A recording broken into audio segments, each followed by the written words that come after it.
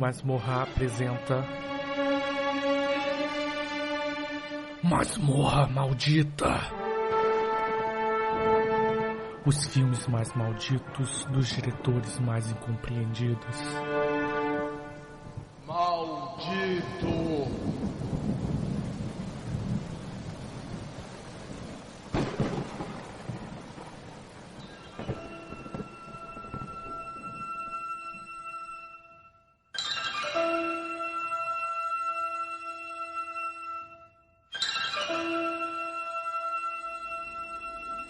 Un momento.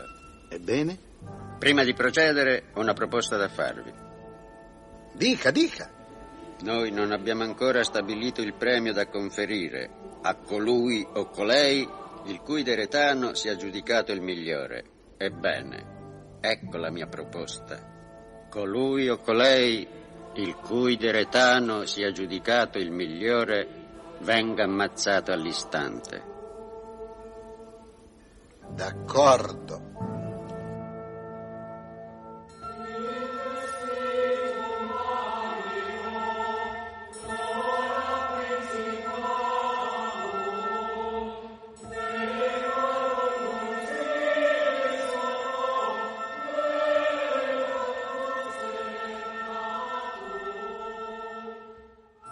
É isso aí, mais uma vez gravando aqui um MasmorraCast, na verdade, o primeiro do nosso novo projeto, que é o Masmorra Maldita, onde nós vamos falar de obras que têm um cunho maldito ou talvez incompreendido, e tal, diretores que foram ignorados, né, ou foram massacrados pela crítica. E para esse primeiro podcast aí, eu trouxe o Marcos Noriega. Cá estamos. Eu não gosto muito do Humberto Gessinger, mas eu vou ter que apelar pra ele. O fascismo é fascinante desse agente ignorante fascinado. E é tão fácil ir em frente e esquecer que a coisa toda tá errada. Deu um adentro Humberto Gessinger dessa vez, né? Parabéns.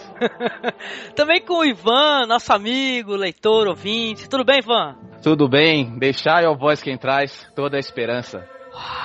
Meu Deus. E a minha frase inicial é uma pergunta. Vamos ver se vocês conseguem responder. Alguém sabe a diferença de 8, não e família? A família vai bem. Cortou meu barato, hein? Tá bom, então. Essa daí é só pra quem assistiu o filme.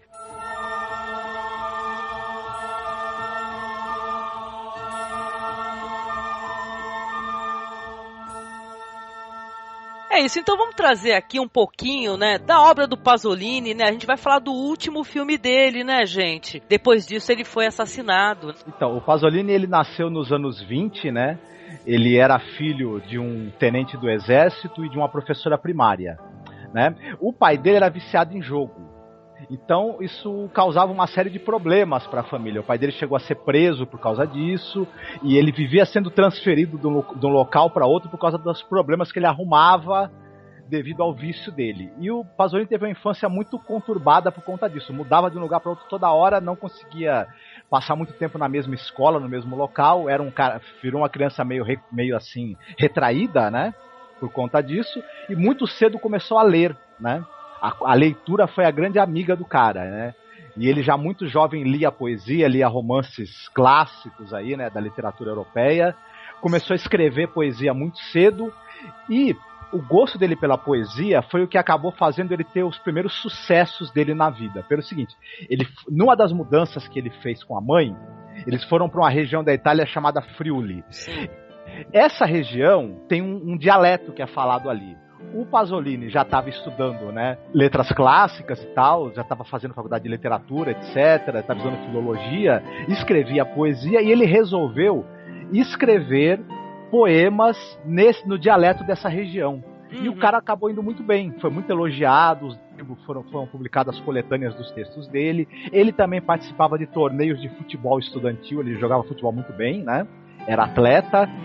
Então, na época, isso aí anos 40 já, né? Era meio época que estava o fascismo na Itália, e o Pasolini era um jovem queridinho aí das autoridades na época, né?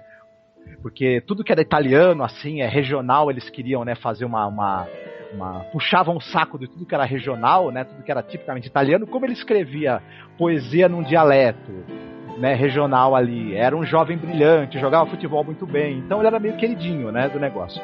Sim. E tal. Ele pegou também essa parte aí que o povo lá estava sendo atacado, né? Ele até fala no Pasolini Próximo Nostro, né? Que é um documentário muito legal, tal, dirigido pelo Bertolucci, que ele sofreu nessa época, inclusive nessa cidade aí, né? Porque aquilo ali era reduto alemão também, negócio assim, né? Era agregado. Ele, a mãe sofreram, e o pai, né? Sofreram bombardeio, né? Estiveram debaixo do bombardeio, sobreviveram por pouco. O irmão dele morreu na guerra, né? Sim. Tal, e ele foi sequestrado por tropas alemãs. Né? Não se sabe por qual motivo. Ele estava ali dando bobeira na cidade, as tropas alemãs chegaram e pegaram ele e sequestraram. Só que ele conseguiu fugir. Né? O pessoal deu bobeira em algum momento, esqueceram dele, lá ele pulou pela janela, sei lá o que ele fez, ele se mandou. Não se sabe o que queriam fazer com ele. Ele também não sabe dizer, nunca soube dizer o que queriam com ele, né? Mas não devia ser algo nada bom, né? Com certeza, sim. Mais pra frente, ele começa a demonstrar simpatia pelo Partido Comunista. Né? Aí ele deixa de ser o queridinho, né? E tal, em 47, o governo italiano já não quer saber dele.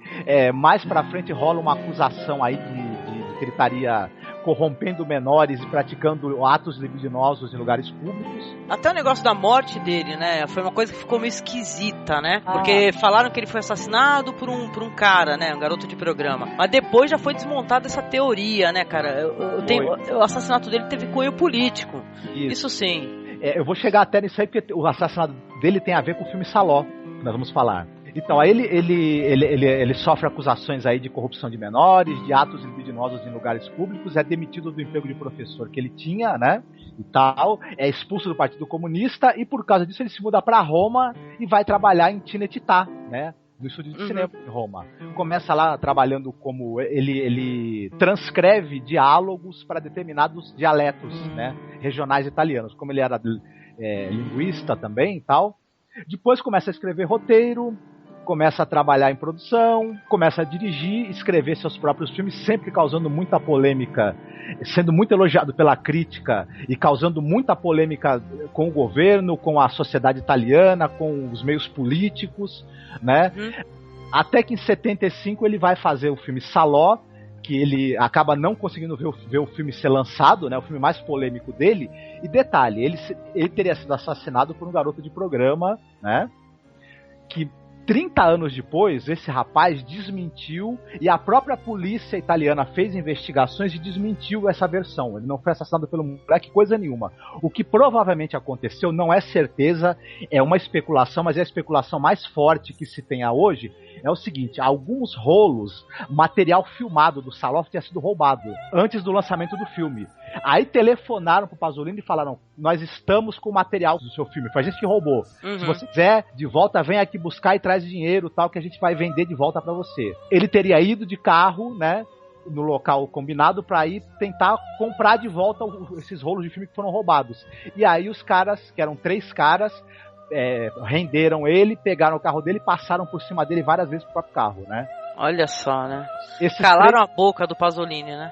Isso, esses 3 nunca foram identificados, mas dizem aí, o próprio garoto, que depois assumiu a culpa do crime, que não foi ele, na verdade, ele presenciou o crime, e ele teria dito que o pessoal bateu muito e xingou ele de comunista antes de matar, né? Muito bem, né? Muito estranho mesmo, né? Pois é, o que Pasolini falaria do Berlusconi, hein? Curiosidade, né? Um filme sobre o Berlusconi, com certeza, né? Com certeza.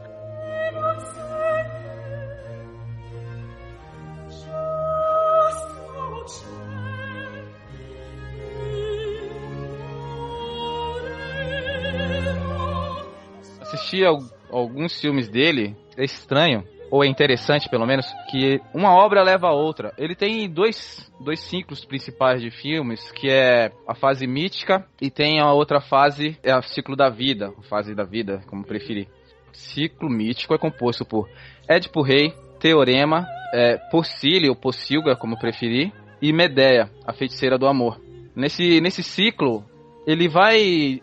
Isso já vai construindo fortemente, isso que o Marcos acabou de se referir, do engajamento político dele, onde ele vai atacando de forma tanto direta, um tanto indireta, muito das instituições da Itália, da época, utilizando as metáforas nesse filme. Então ele vai construindo os filmes de acordo com os ideais políticos dele, mas são filmes muito bem contados. Apesar do elenco ser amador, ele conduz o filme de tal forma que a história fica muito bem contada e o filme é muito bem executado. Então ele usa muito recurso de teatro. Em todas as obras dele, as duas que eu assisti pelo menos, o uso de recurso de estúdio é mínimo. A maioria são cenas abertas, e mesmo quando precisa de efeitos especiais, quando existe algum monstro Maquiagem, fabuloso, ele usa alguma alegoria típica de teatro. Então é um misto de um cinema com teatro que me encantou, me pegou de verdade. Ele usa nesse ciclo, ele usa muito de nudez, mas a nudez de uma forma bem despojada, muito contextual para aquelas cenas. O outro ciclo, que é o ciclo da vida, consta do Decameron, Os Contos de Canterbury e Mil e Uma Noites, que são filmes que logo antecedem logo o Saló.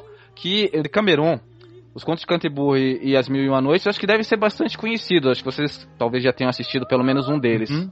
Sim, Decameron, sim. Todos esses 3 filmes, eles são divididos em contos, e ele, dentro de um filme, ele conta várias histórias, quase que sem ligação uma com a outra. Uma vai puxando a outra e fecha o círculo do conto, e também usando o mesmo tipo de estrutura para continuar atacando politicamente, ou não necessariamente atacando, eu vou usar uma expressão melhor, que seria demonstrando seu ponto de vista político, de como as coisas são e de como poderiam ser, e mostrando algum tipo de hipocrisia que as pessoas, de um modo geral, se comportam. Um outro filme que eu assisti dele, a partir desses outros que eu já tinha visto, foi A Catone, que eu recomendo fortemente que todos vocês assistam. Você, Angélica, você, Marcos e todas as pessoas que estão ouvindo. É o primeiro filme dele, mas o filme é de um primor que é difícil de escrever. Ele é um filme muito... Esse daí eu não assisti, viu, Ivan? Ele é um filme que conta a história do período pós-guerra da Itália, onde as pessoas estão se recuperando, a economia da Itália está se recuperando, as pessoas vivem de uma forma muito miserável na região onde o filme se desenrola, e o Acatone, que é o protagonista, ele é um cafetão.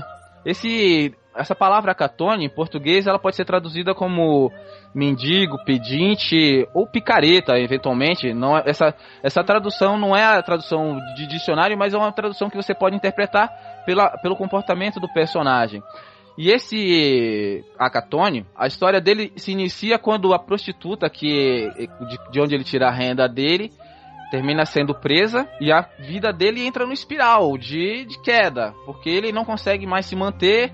Ele tem uma esposa com 5 filhos, que vive lá de catar latinha, e isso... Ela começa a desprezar ele, porque ele já não traz dinheiro pra casa. A família dela também começa a tratar ele com indiferença. Os amigos que ele tinha começam a se afastar. E ele vai ficando cada vez em situação pior, até ele encontrar uma outra garota quem ele vai seduzir pra atrair pra essa vida. E isso vai sendo narrado até chegar na conclusão da história, que é o fechamento, que eu não sei dizer se é moralista, mas que eu fiquei tocado. Isso me levou a refletir sobre a condição de vida das pessoas daquela época, de mim e de várias outras situações. Eu recomendo que vocês assistam para chegar às suas próprias conclusões, porque eu, sinceramente, não consigo descrever completamente para vocês o quanto esse filme é bom. O Pasolini, ele é um pouco uma mistura de neorrealismo com Plínio Marcos, né? Isso, Marcos. É algo assim, pro leitor, pro ouvinte aí conseguir, que não assistiu nenhum filme dele, tentar visualizar o que é imaginar. Você pega o Roberto Rossellini, se os roteiros dele fossem escritos pelo Plínio Marcos, deve dar mais ou menos o Pasolini. Pasolini. Esse Acatone é de 61, né? Tô vendo aqui no MDB. Ah, legal. Coloquei na lista já pra assistir também. Vamos, né? Conferir aí mais obras aí. Eu gostaria muito de ter assistido esse Evangelho segundo São Mateus, né, Marcos? Uhum. Caramba, diz que é uma das histórias de Jesus mais lindas que existe, assim, né? Pra você ver como o cara é curioso, interessante, porque, ao mesmo tempo que muita gente julga maldito, né, o cineasta, ele é muito amado pelos cinéfilos e tal, Mas ele faz uma história de Jesus que a Igreja Católica recomenda, né, fortemente que se assista, por sinal. Ele falou que ele fez esse filme, o Evangelho segundo São Mateus, ele falou que eu queria mostrar Jesus pelo ponto de vista daqueles que acreditam, não pelo meu. Que legal. Tem inteirinho no YouTube, eu vou deixar na postagem incluído também. Eu recomendo enfaticamente que vocês assistam todos os filmes de Pasolini. Todos. Eu tô assistindo, já assisti esses ciclos que eu mencionei e aos poucos eu estou vendo os outros que estão fora dos ciclos. Porque são filmes realmente encantadores, não são filmes bem executados. Tem pessoas que falam assim que o diretor sozinho não consegue conduzir um bom filme. Eu acho que no caso do Pasolini, isso pode ser talvez uma exceção, porque ele consegue pegar qualquer história que eu tenha visto das que eu assisti dele e fazer isso ficar muito bom com o mínimo de recurso. No caso de Édipo Rei, é um filme basicamente teatral, e Medea também. A história é contada de uma tal forma que mesmo que algumas coisas pareçam estar soltas, a vontade de continuar assistindo, de continuar vendo como aquilo vai se desenvolver, como vai se concluir, é muito forte. E a forma como ele aborda as imagens, os ângulos, as atores. Por exemplo, em Medea, é um filme que tem a atriz protagonista, é a Maria Callas. Quem gosta de música... Nossa senhora, Maria Callas, hein? Provavelmente vai se encantar. A diva, né? Exatamente. Maravilhosa, maravilhosa. Vou ter que assistir Medea agora também. Já aumentei mais ainda a lista. É um dos filmes do Pasolini mais assistidos, Medea, até por conta da presença da Maria Callas, né? Juntamente com a trilogia da vida também, que são os filmes mais assistidos dele, mas que ele não ficava meio puto da vida porque ele falava que uma boa parte do público era atraído pela fama que os filmes tinham de ser pornográficos, de ter muito conteúdo sexual, né? Enquanto que pra ele o importante era o conteúdo político, né? A discussão filosófica e política, como o Ivan falou, por sinal, né? Sim, vamos trazer aqui, antes da gente entrar no filme, né, e conversar um pouco, inclusive, sobre a política e tal, eu queria perguntar para os dois, primeiro para o Marcos, que ele respondesse, por que julgam o cineasta maldito? E o filme, principalmente, né? Muita gente julga o filme maldito, um filme, colocam como um filme mais terrível de se assistir até hoje e tal. Por que disso? Então, eu acho que a Angélica, até, já que a gente vai falar nisso, é um gancho pra gente falar também do projeto até, né? Masmorra Maldita, né? Porque tem alguns filmes que você percebe que eles estão listados entre os piores filmes de todos os tempos. Sim. E em outras listas dos melhores filmes de todos os tempos, o mesmo filme aparece. Controverso, sim. Né? O Saló, por exemplo, ele já apareceu várias vezes em listas dos 200 melhores filmes de todos os tempos. Em compensação, ele é banido no Oriente, você não consegue assistir. No mundo árabe, em boa parte dos países da África e da Ásia, você não consegue ver o Saló porque ele é banido de lá. Exatamente, sim. Singapura. Filme banido, né? Se alguém assistiu lá, foi baixando. Exato. E em muitos locais, muita gente considera o filme aberrante. Ele foi exibido, por exemplo, no Posto 4 em Santos, né? Pouca gente ficou, mas boa parte da plateia levantou e foi embora, né? E tal. Só quem conhecia já o Pasolini, eu sabia mais ou menos do que se tratava, eu tinha a mente aberta, né? Para um bom filme, independente do tema, né? Que ele trate, né? Sim. Então é isso, e não só esse filme, né? A obra do Pasolini, por causa da questão dela tratar a sexualidade abertamente, ela tratar os desvios e perversões sexuais, principalmente cometidos por aqueles que têm poder e que são pessoas assim, digamos, socialmente muito bem vistas, né? Tal. Isso é claro que é uma questão muito polêmica, né? Quando a gente chegar até em alguns círculos, aí eu gostaria de dar algumas considerações, porque eu recomendo fortemente, sem querer te cortar, Marcos, que o pessoal assista também o documentário Pasolini Próximo Nosso.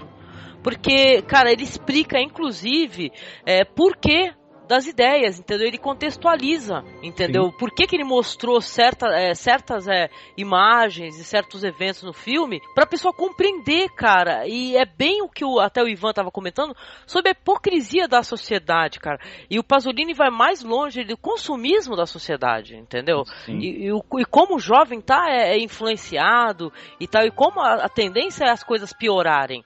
né? No Exatamente. fundo, cara, ele vai usar essas imagens aí que a gente vai comentar um pouco sobre, etc., pra falar justamente contra a hipocrisia dessa sociedade.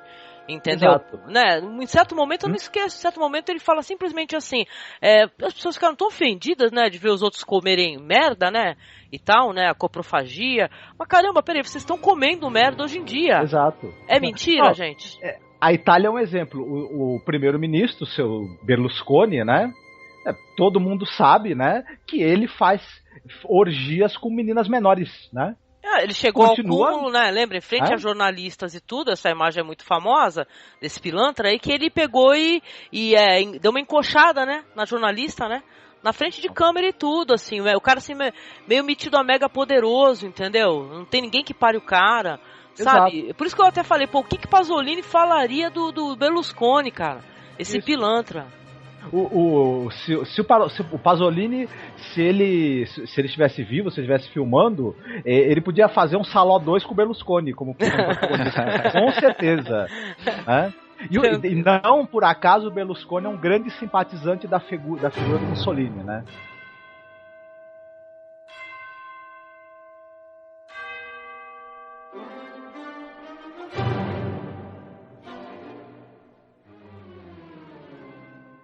Não é justo ele ser maldito, mas ele termina sendo maldito justamente por essas questões que nós colocamos.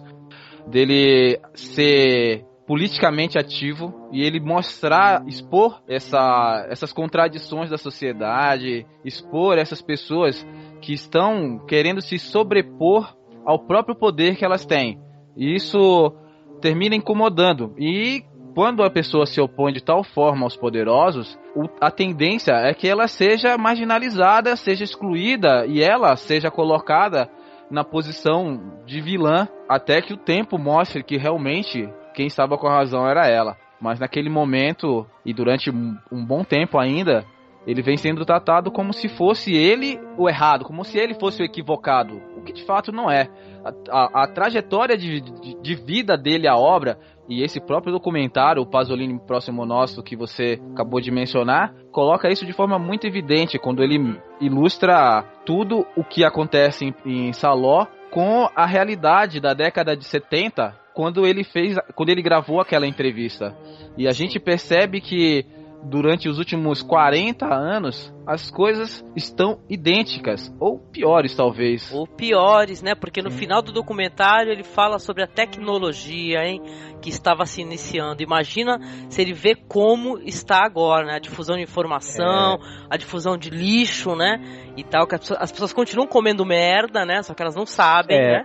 Angélica e Ivan, uma coisa que que a Angélica tá falando e você também sobre essa questão do Pasolini ser maldito, dele ser banido da tecnologia.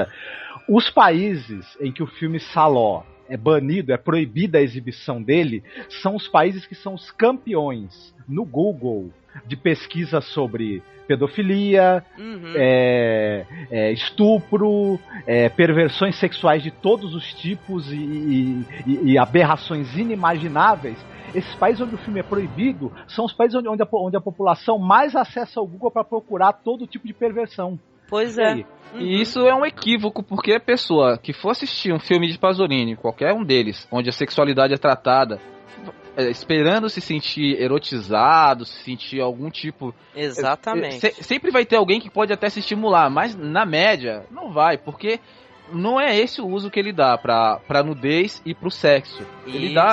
Ele usa o sexo como uma abordagem de abuso, de exploração, como no caso de Salò, ou de poesia, como no caso de outros filmes, como na trilogia da vida, que é a trilogia do Decameron. Então, a pessoa vai chegar e vai ficar tão encantada que dificilmente ela vai conseguir, a partir disso, sentir um... Sim, sentir um tesão, né? Mas o que o Marcos falou, cara, eu entendi, porque a gente já até conversou sobre isso, cara. Quando sai essas pesquisas e tal, e você vê que esses países aí são países que eles oprimem, a mulher, oprime o cidadão, entendeu? São moralistas pra caramba, né? Cheio de, né, critérios rígidos lá, né, de conduta.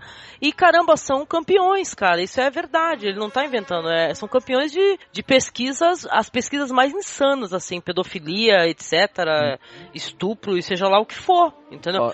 Então, isso é uma coisa a se analisar também. Isso é uma coisa que, pô, é legal a gente colocar dentro aqui de um podcast falando do Pasolini, onde alguma pessoa vá assistir e de maneira equivocada, mas muito equivocada, tanto quanto a pessoa que abre um livro do Marquês de Sade, entendeu? Chegar e falar assim, eu vou ler porque, mas peraí, eu sou freak, entendeu? Eu tenho um tesão, freak. Não, isso daí você tem que saber ler nas entrelinhas o que o cara tá querendo dizer, né? O Pasolini, o filme dele é proibido em vários países que são campeões de violações dos direitos humanos. Para ele, isso ia ser uma honra, eu acho. Angélica, se você permitir, eu vou fazer aqui a citação de um outro podcast que não está diretamente ligado com esse tema, mas que é o Anticast, onde eles tratavam sobre a escola do imaginário. E a pessoa que estava participando lá do podcast, ela deu uma ilustração que eu achei muito interessante, que me remeteu a isso que nós estamos discutindo agora, que é como as pessoas lidam com os demônios, com o diabo no imaginário. A sociedade tende a expulsar esses demônios e colocar isso o mais longe possível da visão. Mas só que à medida que a sociedade faz isso, esses temas sempre terminam retornando e chocando cada vez mais. E ele deu na explicação dele, ele citou que pela escola do imaginário, o correto seria, ou melhor talvez seria, tratar como lidar com isso. E é o que o Pasolini faz. Ele traz o demônio para a sala e vamos ver o que é isso de fato. Vamos lidar com isso, vamos entender isso e vamos conviver. Porque já que a gente não consegue se livrar, a gente tem que entender para poder não cometer os erros que são cometidos. Sim. Não, e citando o próprio Pasolini, Ivan, ele fala que é o seguinte: o que a sociedade permite em matéria sexual? Vamos colocar, né, os pontos nos is. A sociedade permite, como uma relação saudável, certos atos. Além disso, você já vai estar à margem, entendeu? Ou seja, ele, até nesse documentário aí, o Pasolini Próximo Nosso, ele fala sobre isso, entendeu? O que a sociedade impõe, que é o certo e o que é correto. Mas assim, o que é a sexualidade para cada um? Como é que funciona para cada um? A sociedade quer impor vários. A sociedade impõe que você se case, que você tenha filhos, que você viva dentro de um padrão, cara, que ele passou a vida dele, e pelo que vocês estão falando, os filmes, o cinema dele, a obra dele, cara, ele lutou sempre contra essa padronização do ser humano. É ou não é? De você ter que seguir uma cartilha, você tem que dar uma linha reta, entendeu? Que a sociedade impõe, que o Estado impõe, né? Então ele fala, inclusive, muito também sobre a anarquia do poder, né? O poder anárquico, né? Que o poder, ele faz o que quer, né? E a gente é obrigado a dançar conforme a música acabou, né? Quer dizer que, assim, é um cara genial. Eu achei genial, eu assisti pouca coisa do diretor, mas eu achei genial. Saló é genial. Tive a oportunidade de assistir agora a segunda vez. Mas sabe, você aprender a superar. É claro que não é para todos os estômagos. Eu acho que tem certos pontos do filme que não é para todos os estômagos. Apesar de ser uma coisa muito, hoje em dia, com a nossa excessiva tecnologia, né, e de efeitos especiais, me parece tudo muito fake. No máximo nus, mas não são closes. Não há sexo explícito. Em nenhum momento você vai ver alguém penetrar alguém, né? Na verdade, vai ser tudo sugerido, entendeu? E vão ter sempre tomadas à distância. Então quer dizer que dá pra assistir. Não é assim tão chocante. Não é um filme pornográfico, de forma alguma. Não. Não tem uma cena de penetração explícita. O que ocorre de forma explícita é outra história que acho que a gente vai abordar aí ao longo do... É a violência, de fato, né? Nós vamos abordar isso. Pra mim é muito mais agressivo a violência do que o ato sexual ou a perversão sexual. Sempre vou achar. Não era o vocalista do The Doors que falava que obsceno é violência. Que choca no Saló, mais do que a violência gráfica, né? Que como os padrões de hoje não chega a ser nem grande coisa, na verdade, que você tem filmes muito mais violentos explicitamente em todos os sentidos, né? Até o A Serbian Film, que causou polêmica recentemente, né? Ele com certeza, visualmente falando, ele é mais barra pesada que o Saló. É verdade, porque já tem mais recursos técnicos, né? Sabe, o Ivan e a Angélica, o que choca no Saló não é nem o que você tá vendo, é a ideia do seguinte, o Estado, né, que deveria proteger o cidadão, deveria estar ali fazendo a vontade do cidadão e ser um veículo, né, para a vida do cidadão ser possível, o próprio Estado cometendo violência da forma mais íntima, né, contra o cidadão, né? Isso é que talvez choque, e choca quando a gente pensa que isso daí não acontece só no cinema, né? Já que a gente estava falando dessa abordagem de sexo versus violência, é que se o filme Saló não tivesse as pessoas nuas, provavelmente ele seria muito mais aceito, mesmo com toda a violência do filme sendo mais agressiva. Ou seja, as pessoas toleram muito mais a agressividade, a violência, o sangue, do que a nudez.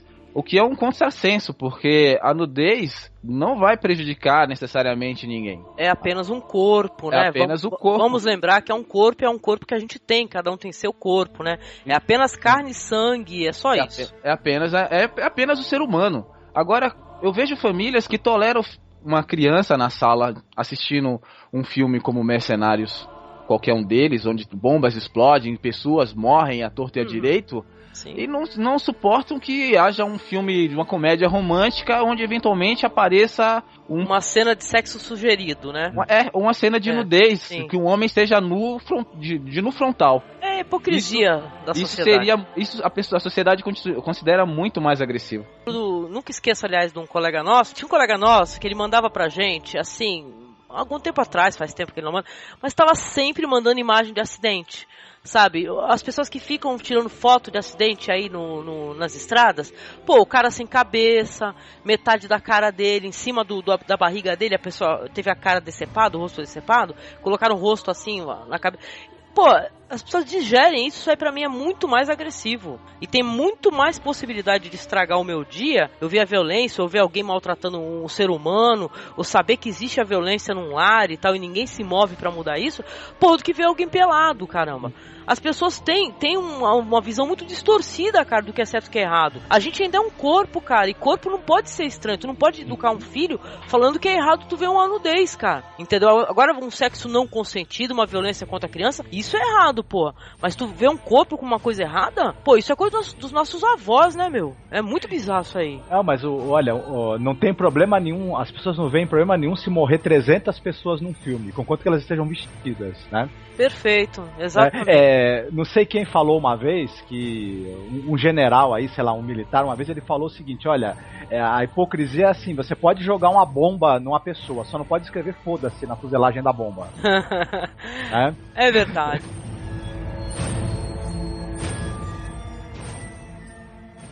Deboli creature incatenate, destinate al nostro piacere. Spero non vi siate illusi di trovare qui la ridicola libertà concessa dal mondo esterno. Siete fuori dai confini di ogni legalità. Nessuno sulla terra sa che voi siete qui. Per tutto quanto riguarda il mondo, voi siete già morti. Ed ecco le leggi che regoleranno qui dentro la vostra vita.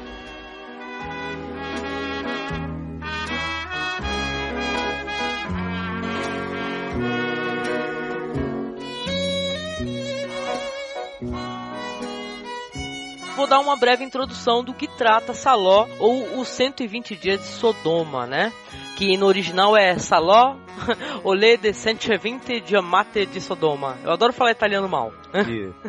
Então, o filme, dirigido pelo Pasolini, que estamos aqui, né, falando sobre ele baseia-se na obra do Marquês de Sade. É a história dividida em 4 segmentos, que, por sinal, inspirados na história de Dante, né, no Inferno de Dante, não é verdade? O Anti-Inferno, o Círculo das Manias, o Círculo das Fezes e o Círculo de Sangue e tal. E tudo isso daí, como a gente estava comentando, foi utilizado para mostrar, né, a facilidade, o que o poder tem, né, de corromper e fazer o que quer, né, com as pessoas, né? Só uma coisa engraçada, Angélica, que você falando agora do Círculo das Manias, né, das fezes, do sangue, do anti-inferno, os livros do Marquês de Sade, vários deles têm uma estrutura meio parecida. Que primeiro o personagem do livro ele vai se corrompendo aos poucos. Ele primeiro começa a experimentar né? Práticas sexuais diferentes, normalmente começa com homossexualismo, volta e meia, e aí vai passando para perversão, para violência, para sadismo, para coprofagia, enfim, e a corrupção máxima é o assassinato, né? Os personagens acabam terminando as histórias matando alguém, né? Não, mas é sempre assim, personagens, os que estão corrompendo, são pessoas influentes, não é? Pessoas duques, né, e tal, tem sempre o poder ali no background que tá corrompendo e fazendo o que quer, né? E ele fazia isso também como denúncia, né? O Marquês de Sade era um cara muito foda, né? Sim. Ele era ligado à Revolução Francesa, né, ao iluminismo e tudo, e essa crítica ao poder, é uma crítica assim, o poder econômico, né, a burguesia, o Estado e a igreja ferrando com o povo, né? E o Marquês de Sade, ele sabia muito bem como eram as festinhas que aconteciam nos palácios, né, envolvendo os magistrados, envolvendo altos dignatários da igreja, e que nas festinhas o que acontecia era que os pobres, os empregados e jovens eram trazidos para lá para sofrerem as piores sevícias, né? E ele simplesmente colocava isso nos livros, né? Só que em vista da sociedade, esses lords, esses duques e os bispos que sejam, eram pessoas honradas, maravilhosas, né? Honestas, né? Eu acho que uma coisa interessante citar é que o Marquês de Sade, ele nasceu pouco depois do período em que o Luís XVI governou na França, que ele era o Rei Sol, ou seja, o máximo do absolutismo alcançado durante o período desses governos de reis, entendeu? Então, para vocês terem uma ideia, o Luís XVI, ele chegava a um nível de absolutismo que, se a carruagem dele chegasse no horário, ele dizia: eu quase esperei. A pontualidade. Para ele, a pontualidade já era uma insolência. Poxa, você não estava aqui antes de me esperando? Eu tinha que... O Marquês de Sade, se eu não me engano, ele nasceu em 1740. Me corrijam aí se vocês lembrarem exatamente quando foi a época do nascimento dele. Essa ideia do absolutismo ainda estava muito presente durante essa período da vida dele. Ele realmente nasceu em 1740, acabei de confirmar aqui. O abuso de poder, como a Angélica citou, era presente no dia a dia, ao ponto de chegar na Revolução Francesa e a insatisfação da sociedade levar à decapitação do rei, né, daquela época. O Sade também, outra coisa engraçada, que é outro mito a respeito dele, ele não praticava as coisas que ele colocava nos livros, viu? Ele é famoso por narrar, né, literariamente, várias atrocidades, né, e tudo, mas ele não praticava na sua vida particular. Ele acabou sendo preso porque ele começou a ter um caso com a filha de uma menina que era filha de um cara influente, e o cara mandou prendê-lo, né? Também ele já era uma figura, né, que não grata por causa dos romances dele, porque ele adorava, né, ficar descrevendo o que os ricos e poderosos faziam nas suas festinhas, né? Tem um filme muito legal, né? Vamos mencionar esse filme porque eu acho que vale a pena assistir, né? Sobre o Marquês de Sade, né? Com aquele ator tão legal. Qual é o nome dele, Marcos? Geoffrey Rush, com a Kate Winslet, né? E tal, que ele ilustra muito bem o que a gente está falando aqui do Marquês de Sade, que ele gostava de encenar umas pecinhas, inclusive preso, né, já num sanatório, né, encenar as pecinhas ali, detonando o padre, as freiras e tal. Ele desmascarava esse povo, né, tanto quanto aí o Pasolini desmascarou, né, na época dele, incomodou muita gente, né.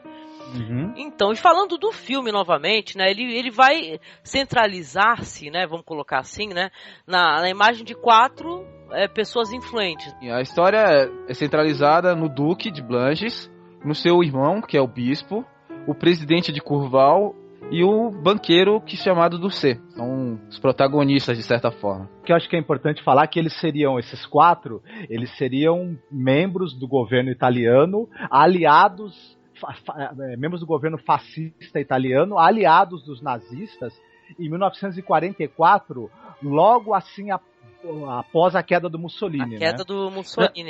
Mas ainda com presença de tropas alemãs, inclusive, né?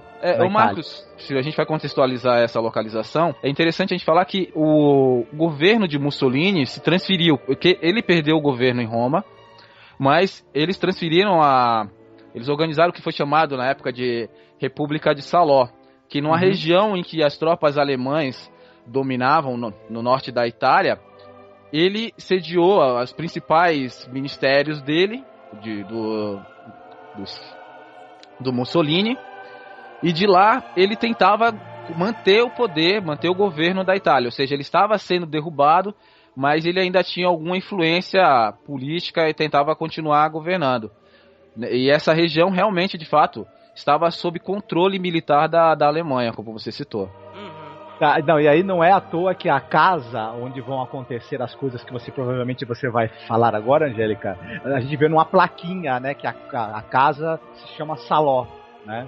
Que faz alusão à República de Saló que o Ivan falou, né? Sim. E eles sequestram, né, 18 meninos e meninas adolescentes e vão submeter esses jovens, né, a 4 meses de violência, sadismo, tortura mental, etc, né? E é um filme controverso, mas, né, a gente vai chegar lá, vamos falar um pouquinho dos círculos, né, nem que seja para chamar um pouco a atenção, né, que a curiosidade das pessoas talvez para dar o play é a gente falar sobre o que acontece, né? São 4 sujeitos aí que estão vendo, né, a possibilidade da mamata deles no poder, né, terminar, e eles querem aproveitar ao máximo, né, todos os privilégios que o poder traz.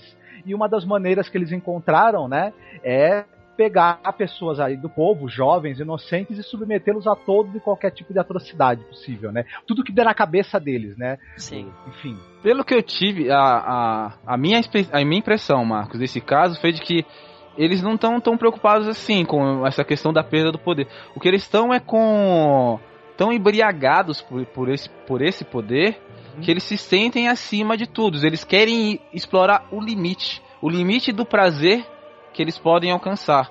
Tanto que eles fazem isso de uma forma muito curiosa, porque eles são amigos, sendo que 2 deles são parentes de sangue, são irmãos, o bispo e o duque, e eles se propõem o quê? Casarem uns com as filhas dos outros. Eles casam entre si, e logo isso a gente vai entrar nesse tema. Eles casam, o duque com a filha de um, que casa com a filha do outro, casa com a filha do outro, e assim sucessivamente. E uma curiosidade que isso não vai ficar talvez evidente no filme, isso já demonstra uma inclinação ao incesto que ali já acontece. E também eles querem meio que formar uma dinastia, né? Eles já não estão mais afim de serem apenas um político, um bispo, eles já querem ser praticamente reis, né? Porque essa coisa de casar entre parênteses para manter o poder ali, né, no núcleo familiar e nunca sair dali, é algo de formar uma verdadeira dinastia. Isso é coisa de rei já, né? Até, né? Já estão se vendo como soberanos, né? Na verdade. Talvez. Sim. Também. Talvez. Eu tenho uma pergunta pro Marcos. Marcos, Oi. Você falou do anti-inferno, né? Que é um dos círculos, né? E tal, né? Aliás, não é nem um dos círculos exatamente, é anti-inferno. O que no filme está contextualizado como anti-inferno? É a caçada aos jovens?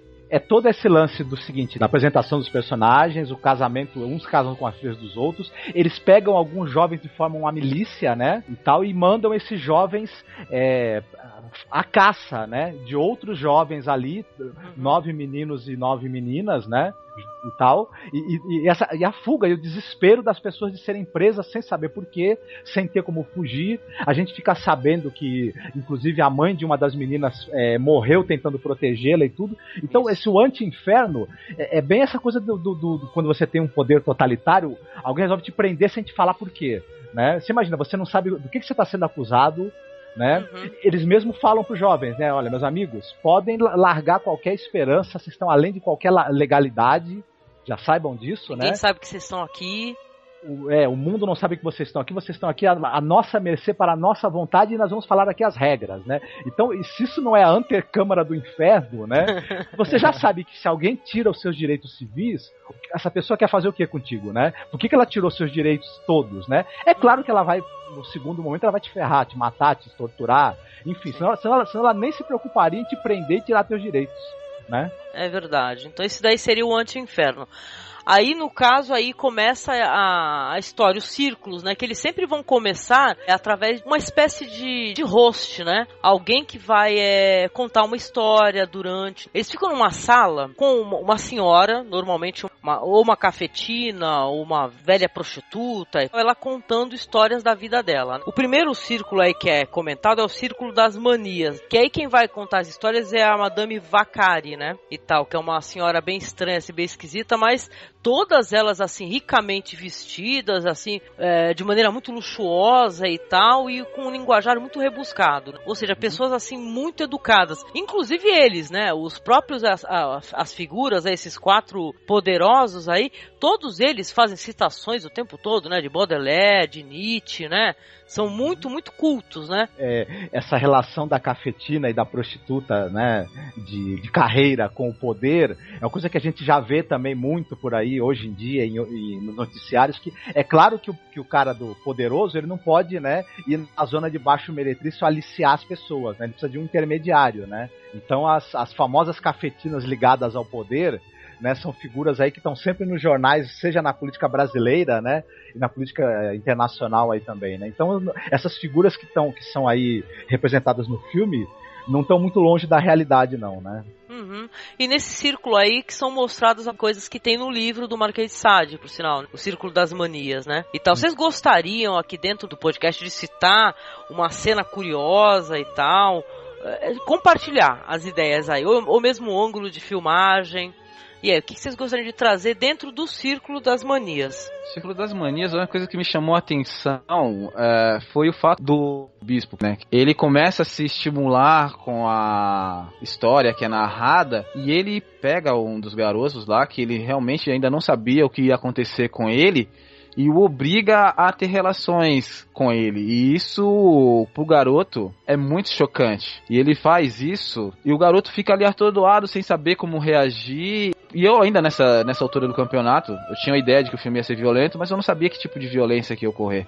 Uhum. Eu fiquei me pensando, né, como se defender daquilo. Foi o primeiro impacto que eu tive. Eles têm certas regras, né, que eles vão ficar nessa sala aí, a mulher vai ficar contando uma história para estimular e tal. E do nada, a qualquer momento, todos eles podem pegar um jovem e sair para uma sala adjacente, né, onde eu fiquei até me perguntando assim, a vergonha que eles devem ter de, sei lá, eles faziam tanta coisa assim na frente um dos outros, por que levavam para uma saleta e tal, né? Queriam se preservar de alguma maneira, mas ao mesmo tempo poder escutar a pessoa contando a história. Eles têm todo o poder, né? E poder de fazer o que quer a qualquer momento, né? E os jovens estão ali chocados, né? Tem uns que tentam fugir. No começo mesmo tem um jovem que ele tenta pula de uma ponte, né? Ele é alvejado e tal, fica lá morto, né? Eles têm o direito de fazer o que quiser. E dentro do Círculo das Manias vão vir assim essas coisas assim mais diferentes, né? Não vem até então a coprofagia nem nada, mas e sim as brincadeiras sexuais em si. É uma coisa interessante que a prostituta, né, a cafetina, ela tá contando histórias, né, de como ela começou a se prostituir na infância, né? Aos 7 anos. Isso, com um professor, depois ela começou a aliciar as amiguinhas dela, e é engraçado que os 4, né, lá, canalhas, né, e tal, os 4 libertinos, eles estão ali escutando as histórias, que são histórias sobre a perda a violenta da inocência, né, da corrupção da inocência, e eles meio que, nesse momento é que eles vão também violentamente, sem aviso, acabar com a inocência daqueles jovens todos, né, começar a acabar com a inocência deles. Então, as histórias, na verdade, elas têm uma relação com o que a gente está vendo também acontecer na sala, né, e é tudo muito bem, assim, eu diria, orquestrado e tal. Sim, sim. Sempre musicado. Tem uma senhora ao piano também, né? Uma mulher ao piano e tal, que ela vai ter alguma participação dentro da história. Até meio trágico esse personagem aí. É muito interessante essa personagem que você citou, viu, Angélica? Mais pra frente a gente vai falar dela e realmente ela é uma personagem muito curiosa, né? Ela é aquela pessoa que ela tá ali participando de tudo, mas alguma coisa não tá certo dentro dela, né? Com aquilo, né? E em um certo momento a gente vai perceber isso mais pra frente. Eu diria que esse primeiro, né, segmento do filme é onde talvez o choque pra plateia já se instale de uma vez, né? Porque... Não, eu acho que vai se instalar no outro círculo, na verdade. Que acho que é aí que as pessoas realmente falam, opa, peraí, não dá pra assistir esse filme, deixa eu ir embora. Porque manias sexuais é uma coisa, né? Mas pra mim essa coisa é que pra mim ficou muito claro também não sei se vocês vão concordar, essa metáfora desde o início, que é o poder estuprando o povo, né? E o poder, principalmente o poder no estado totalitário e absolutista, né? Mais do que isso, o poder estuprando, o poder corrompendo, porque haverão jovens corrompidos aí, tanto quanto a sociedade impõe costumes e corrompe também o ser humano. Entendeu? Sim. Tudo isso bem uma metáfora do que acontece atualmente, né? Eu acho também que tem uma relação um pouco com essa coisa de campo de concentração nazista, né? O Pasolini meio que ele também fez uma espécie de representação de um holocausto italiano, digamos assim, né? Pô, foi interessante você falar nisso, assim, não, só rapidinho. As pessoas se chocam muito porque tem pessoas nuas, né? Tem nu frontal e tal, né? Mas na lista de Schindler também tem nu frontal. Dentro de um outro contexto, mas tem. Não é verdade? Exato. Não tem. E aí deveria incomodar tanto quanto, né? Isso, tem a moça judia que é obrigada, né, a fazer vontades sexuais também pro nazistão lá do Ralph Fiennes, né? Que ele meio que quer conquistá-la, mas quer que ela seja objeto sexual dele também no filme, né?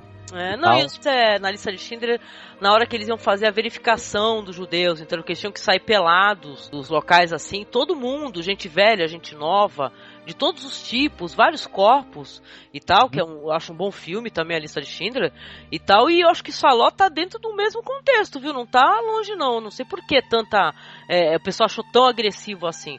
É um nu tão, dá tanta tristeza quanto na lista de Schindler, na minha opinião. Aliás, você é invadido na sua intimidade, né? Que você tanto quer preservar e não chega um momento que você não tem mais como, né?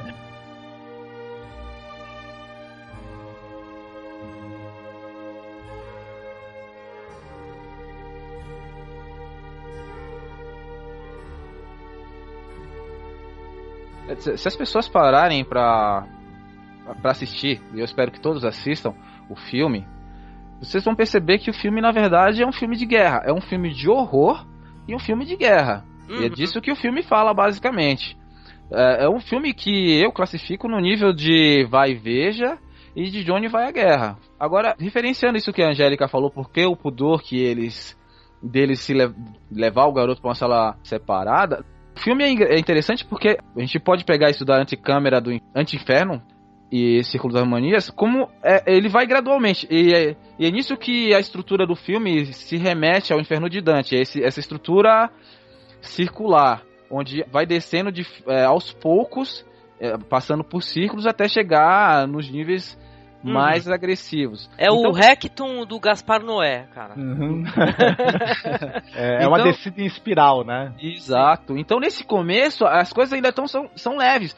Tanto que a gente percebe que os garotos não reagem. Eles estão ali, eles foram presos, sem saber porquê, e eles estão ali. Mas eles estão todos vestidos, estão ali sobre aquela disciplina, mas não existe nada assim, além de ter que ficar ouvindo aquelas histórias e comportamento um pouco mais obsceno dos quatro. Elas estão ali subjugadas e elas não tentam fugir mais. Elas ficam ali se comportando como cordeiros. Me parecem em choque. Eu tive essa impressão. Jovens se encontram em choque. Tanto as moças quanto os rapazes. Eles estão em choque. Né? É interessante porque, como você falou, Ivan, o Pasolini, ele pega muitos... Ele fala isso até no documentário. Ele pega gente da rua. Ele fala isso. Ele fala, eu peguei gente que não é ator. Mas eu fiz questão absoluta que mesmo essa pessoa que não é ator, que fale uma frase corretamente. Eu fiz questão que a pessoa, né, tivesse uma atuação, nem que fosse eu explicando ali exatamente o que tem que fazer, né? Tanto que eles passam uma verdade, né, muito, muito grande. E fora dessa sala onde a gente está comentando, aí que começam os círculos, né, e tal, também tem outros momentos também que eles aparecem se alimentando. Né, isso antes até do círculo posterior, que é uma cena também gera assim aquele humor involuntário pra mim, né? Isso pra mim, eu sei que é terrível a história, mas eles estão todos comendo e os jovens vão servi-los, né? Os jovens também vão servi-los lá totalmente nus e tal, eles vão pegando e simplesmente o presidente, que numa boa, todos os personagens são bizarros e escrotos, mas esse daí que é o presidente, ele tem um ar assim, mais depravado. É um ator que ele passou muito no olhar, entendeu? A depravação. Eu acho que é por isso até que o Pasolini dá muitos closes, né, no rosto dele. Vocês sacaram? Dele e do Barbudo lá, que eu não lembro se o Barbudo. O Barbudo quem que é? É o Duque. É o Duque, né? Então, porque o presidente, né, que é o cara ali que parece que tá mais orquestrando até do que os outros, né? Quem parece presidente é o de bigode. Então tô fazendo confusão, porque aquele que é vesguinho, quem é? Eles chamam de presidente, vesguinho. Acho que se confundiu. Então, desculpe. Então o presidente é aquele meio vesguinho. O Pasolini... O presidente parece o cara da Med Vesgo, né? Cara, parece o cara da Med. É o Alfred Newman Vesgo. Mas eles estão assim, eles estão comendo e ele do nada, ele se levanta e tal, e ele pega e vai mostrar a bunda pra todo mundo. Né? E vai falar assim, pô, o que tu acha, né? Tipo assim, pro pessoal elogiar, pô, muito bonito, legal e tal. E um dos rapazes lá que eles estão servindo ali, dá pra fazer o link mental tranquilamente, também com o Holocausto, porque são jovens do povo também, né? Que eles pegam pra poder oprimir os outros jovens, né? E esses já plenos ali de poder, né? E podendo fazer o que querem, o jovem lá pega uma moça e começa a estuprar a moça. E do nada, depois que ele vai se exibe pra todos e tal, ele vai também pedir pro jovem cobrir ele, né? E tal. Quer dizer que, poxa, são imagens assim que o pessoal se choca com isso. E tal. São imagens chocantes, né? Mas é que nem a gente tava comentando, a violência no final de contas, quando a gente for chegar no final aqui do que a gente tá comentando, é muito pior do que isso. Eu acredito. Nessa cena, nesse trecho, o filme já é uma mudança no nível de agressividade que a gente estava naquele círculo das manias. Ele dá um passo, ele avança no nível de decadência a que essas pessoas estão dispostas a chegar. E uma coisa curiosa que você citou, Angélica, desses jovens soldados que estão ali massacrando os outros jovens. Como eles se comportam, porque eles poderiam ser vítimas também, mas eles estão ali agredindo os outros de uma forma talvez até mais violenta do que os próprios Exatamente. Sabe por quê? E sabe por que eu falei do Holocausto? Porque é sabido, entendeu? Tinham judeus também que eles serviam ali para poder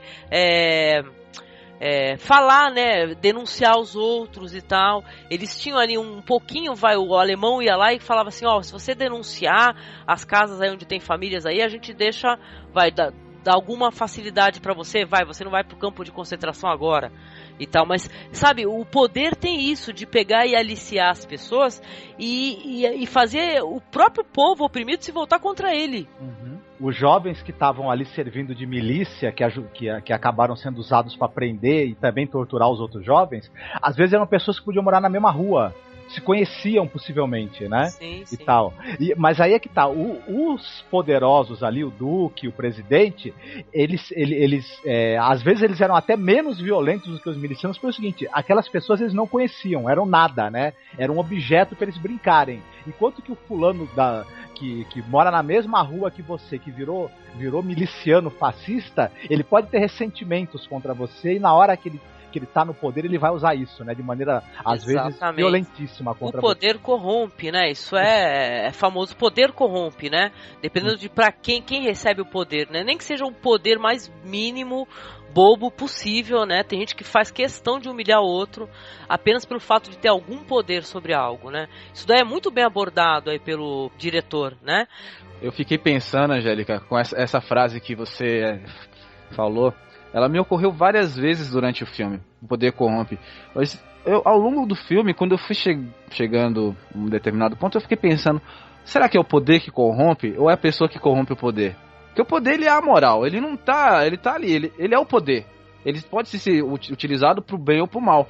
Se a pessoa que recebe esse poder, por exemplo, esses 4 personagens, são pessoas corruptas, o poder vai ser corrompido e vai ser usado de forma corrupta. Então... mas sabe o que é? É uma infelicidade, porque a gente vê de maneira sistemática, entendeu? Na vida real mesmo e tal, não falando nem pessoas que são boas receber poder e se tornarem corruptas. Exatamente. Pô, eu tenho um amigo, que o amigo era um líder de ONG, sabe? E quando foi pra política, simplesmente degringolou. Então, você tem que ter uma cabeça muito bem feita e tal, e ter muitos ideais, cara, pra você não se corromper ou não permitir que lhe corrompam. É uma coisa muito complicada. Mas então o poder é corrompido. Se você recebe poder, você automaticamente se torna corrupto. Nem todos. Aí que tá, nem todos. Essa aqui é a discussão dessa frase, que eu fiquei pensando. Se o poder corrompe, quer dizer, qualquer pessoa que receba poder é corrupto. Viu, Angélica, eu vou concordar com o Ivan numa coisa. Viu, que é assim... a gente poderia assumir que o poder corrompe se a gente assumisse que o ser humano é fundamentalmente bom e o poder é algo fundamentalmente mal, e quando o ser humano entra em contato com aquilo, se corrompe e se torna mal. Eu acho que eu concordo mais com o ponto de vista do Ivan, que é assim, o ser humano, ele é uma briga ali interna entre tendências à violência, entre frustrações, entre medos, entre... Então, mas o ser humano é muito instável. Tem uma censura, e a pessoa tem uma Veja censura... bem, mas é que o ser humano é muito instável e muito predisposto, cara. Eu não sei, eu não estou sendo pessimista também, sei lá, desculpe, entendeu? Não, mas eu acho o ser humano tanto predisposto a prejudicar o próximo. Isso, mas a pessoa tem uma censura interna, né? E também a pessoa sabe que a gente também é educado pelas consequências. Então a gente sabe que certos atos da gente vão ter consequências, então a gente também não faz também por causa disso. A gente é educado a pesar as consequências. Quando a pessoa chega no poder, ela já não tem mais, ela pode se safar das consequências, ela tem possibilidade de fazer mais mal, né? Porque ela tem poder, óbvio, tem meios para se safar das consequências, e aí a censura interna pode começar a cambalear um pouco, e aí o que a pessoa já tem dentro dela vem à tona, né? Na verdade. É aquela velha discussão, né, entre liberdade e libertinagem, né? O que é liberdade e o que é libertinagem, né? Tem uma metáfora que talvez seja conveniente para isso que a gente está falando, que é aquela metáfora do velho índio, que ele estava falando sobre os conflitos internos dele, que ele dizia assim, olha, dentro de mim existem dois cães, um dele é cruel e mau, o outro é bom e dócil. E estão sempre lutando. Quando as pessoas perguntaram para ele qual dos dois vai ganhar a luta, o índio disse, o que eu alimentar. Ou seja, o poder... ele vai, dentro daquela pessoa que alimentou o mal dentro dela, naturalmente, ser corrupto. Perfeito, perfeito. Não, e é o seguinte, aí eu venho com meia culpa, porque depois que eu vi o documentário lá Em Busca do Sugar Man, né? Searching for Sugar Man, eu devia ter uma visão mais positiva da humanidade. Recomendo, gente. O Sisto Rodrigues. Sisto Rodrigues. Viva o Sisto Rodrigues. Porque tem pessoas que não se corrompem com o poder, ou pelo menos não se corrompem absolutamente, continuam tendo limites, né? Eu vou tentar alimentar o Sisto Rodrigues que tem dentro de mim, cara. Ele tá aqui, cara, ele tá aqui, tá forte, aqui tá firme e forte, né? Vamos alimentar ele.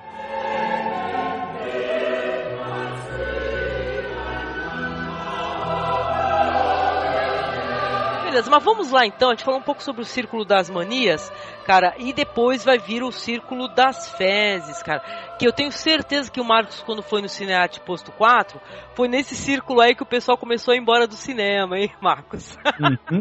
Pode ter certeza. E aí, falando do Círculo das Fezes, aonde vai ter uma outra host também? Na legenda que eu peguei era Círculo da Merda. Círculo da Merda? Eu tô tentando ser elegante, pô.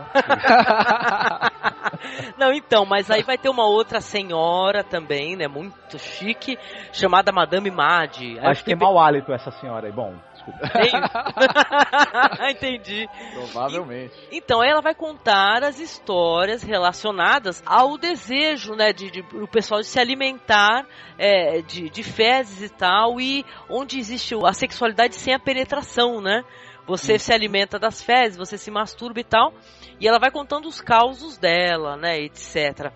Cara, esse círculo aí é um dos círculos, assim, que pra mim, pessoalmente, é um dos mais difíceis de ser assistido, né? A gente sabe que é tudo de mentira e tal, mas caramba, o pessoal nesse momento, os jovens lá que atuaram estavam muito bem, de parabéns, né? Como é impressionante aquela cena. Desde a preparação, quando ela começa a narrar, e a gente já pegou mais ou menos como o fluxo da história, e a gente sabe, já começa a prever o que pode acontecer, mas a gente não quer acreditar, eu não queria acreditar, e ela começa a narrar que os grandes prazeres que ela tinha com a determinada pessoa que foi cliente dela, era esse, e que era uma das melhores iguarias que se podia conceber, e aí um dos 4 senhores decide que é isso que eles têm que fazer, experimentar merda.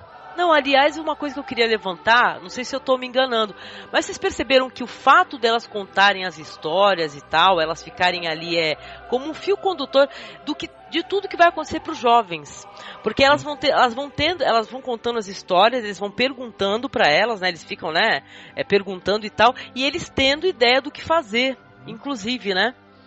Inclusive, durante a história que a Cafetina tá contando, né? Um dos 4, ele resolve fazer cocô no chão na hora e fala para aquela moça que tá chorando desesperada, porque a mãe morreu tentando protegê-la quando ela foi sequestrada, ele obriga a moça a comer o cocô dele na hora, né? Ali. Nossa. Não, e ela tá chorando porque, é triste isso. Porque a mulher que tá contando a história fala assim, que o maior prazer que ela teve na vida dela foi matar a mãe adotiva, né? Que ela tava há anos aturando a mãe adotiva e tal. E quando ela começa a demonstrar esse prazer, falar, a menina começa imediatamente a chorar, né? Pra eles, um prazer insano. Tanto que...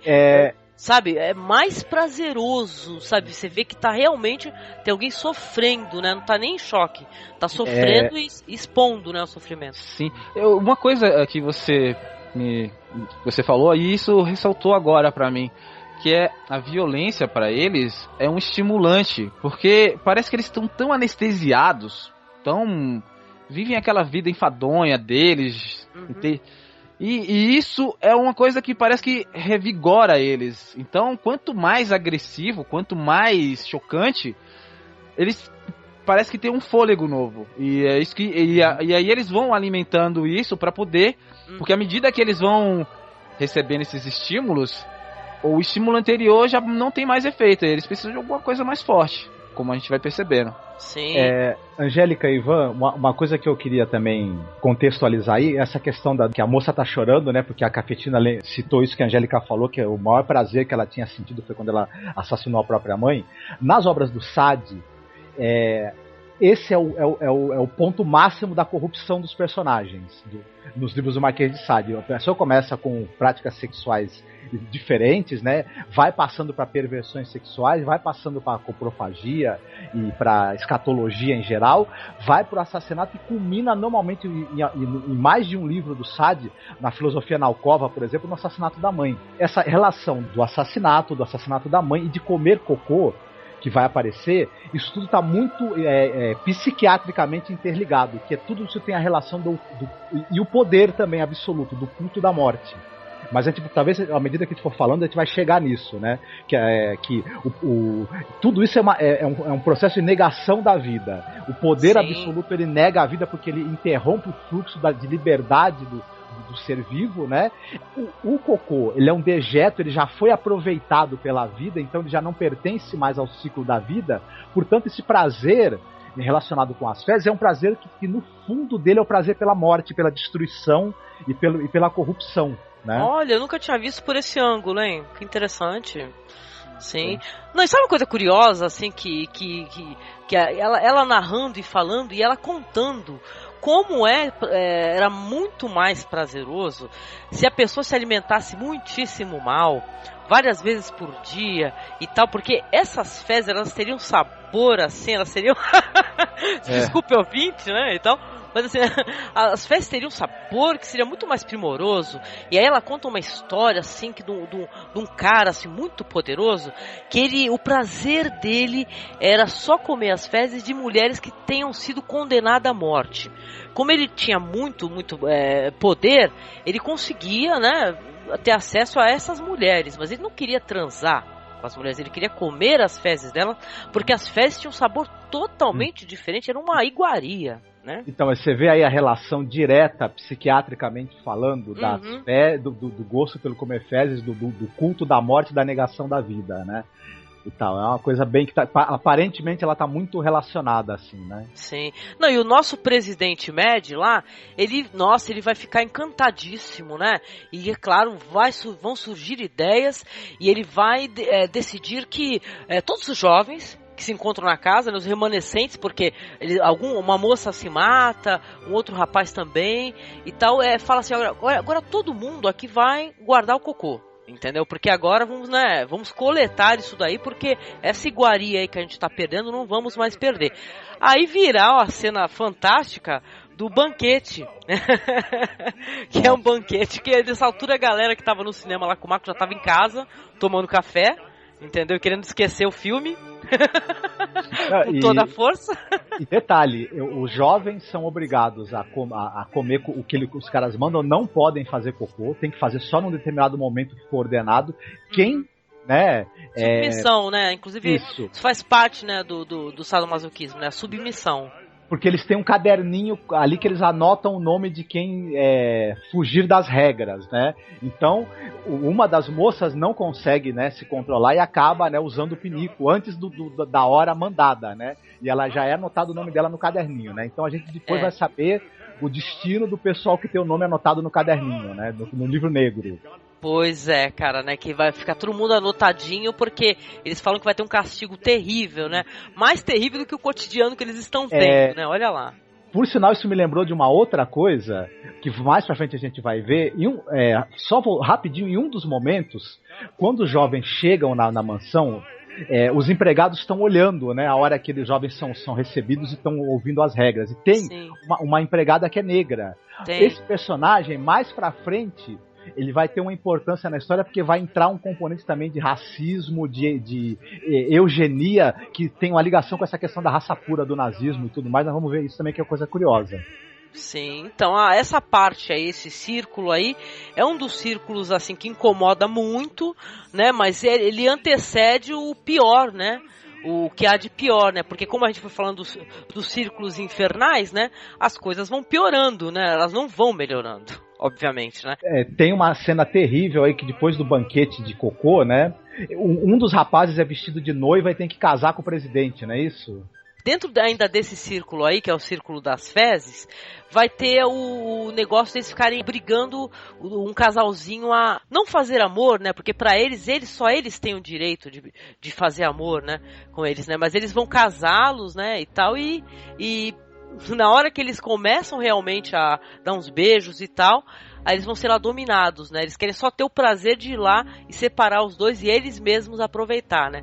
Com um componente, né? Ainda por cima, que ainda vai ter um deles lá, dos grandões, vai chegar no rapaz, vai fazer o que ele simula lá, um sexo oral, e o outro vai comer ele. É um ritual de corrupção do amor, né? Da juventude. Das instituições, né? Das até, instituições, né? Exatamente, é uma corrupção das instituições, do casamento, da família e também dessa coisa do amor da juventude, né? Do primeiro amor, da pureza, da descoberta do sexo. Eles fazem uma espécie de inversão disso tudo, né? Uma brincadeira que corrompe e destrói tudo isso, né? De uma maneira assim chocante também, né? Exatamente.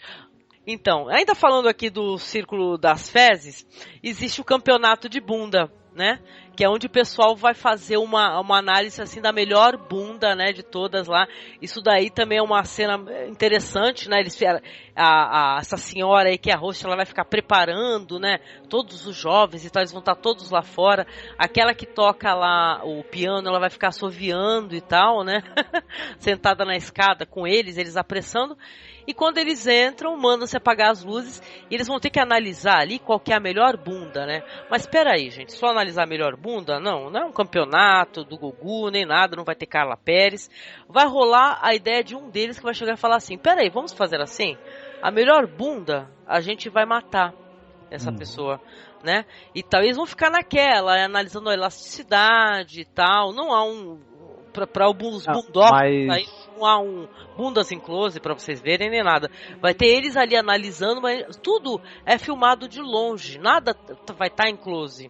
Não é verdade? Então, mas é uma coisa engraçada que você falou, viu, Angélica? Que é o seguinte: eles escolhem aí, os jovens ficam de 4, né? Só que eles são mostrados no ângulo que a gente não vê a bunda deles. Quem tá vendo a bunda deles são os 4, né? Libertinos lá que estão escolhendo. Mas a pessoa deve ficar horrorizada e falar, nossa, que absurdo é esse?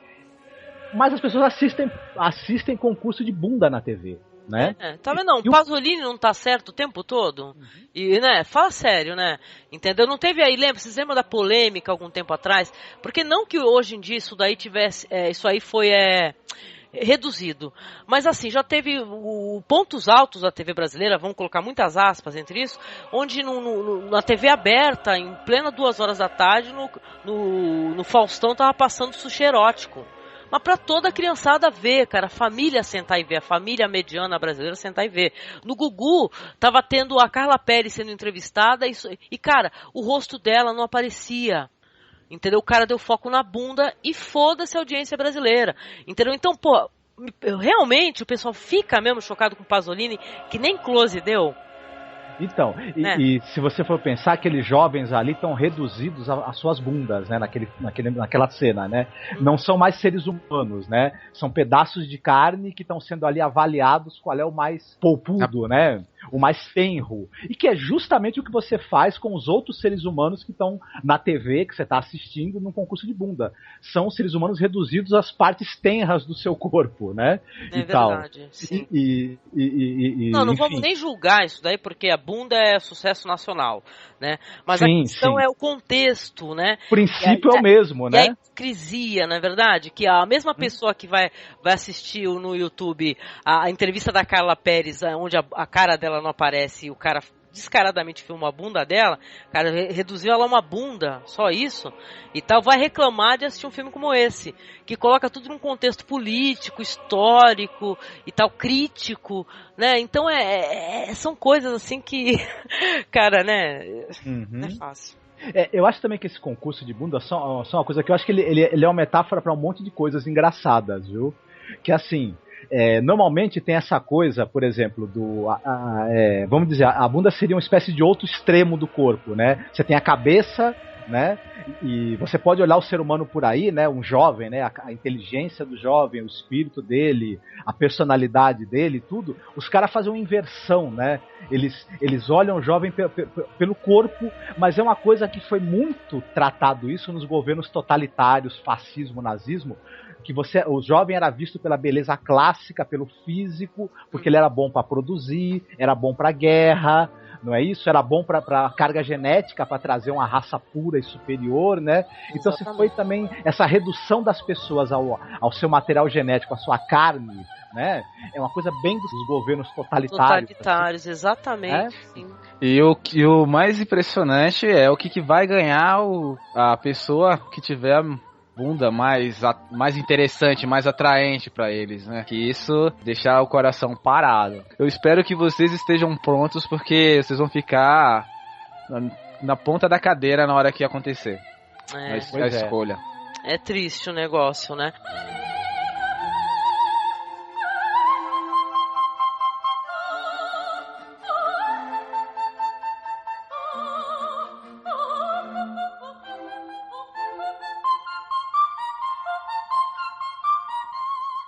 Do Círculo das Fezes, pessoal, assistam e desencanem, porque é cinema, não é fezes. Não, é chocolate, gente. É chocolate com marmelada, entendeu?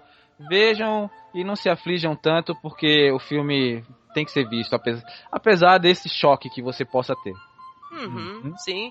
Nota 10 para as interpretações, que a angústia não é uma coisa fácil de emular, não. Entendeu? A menina foi muito bem, a que o Marco citou, sabe, os jovens lá, o próprio banquete, né, que eles vão chegar com aquele prato, né, com todas as fezes coletadas e tal, muito chocolate, nesse momento deve ter sido uma festa no set.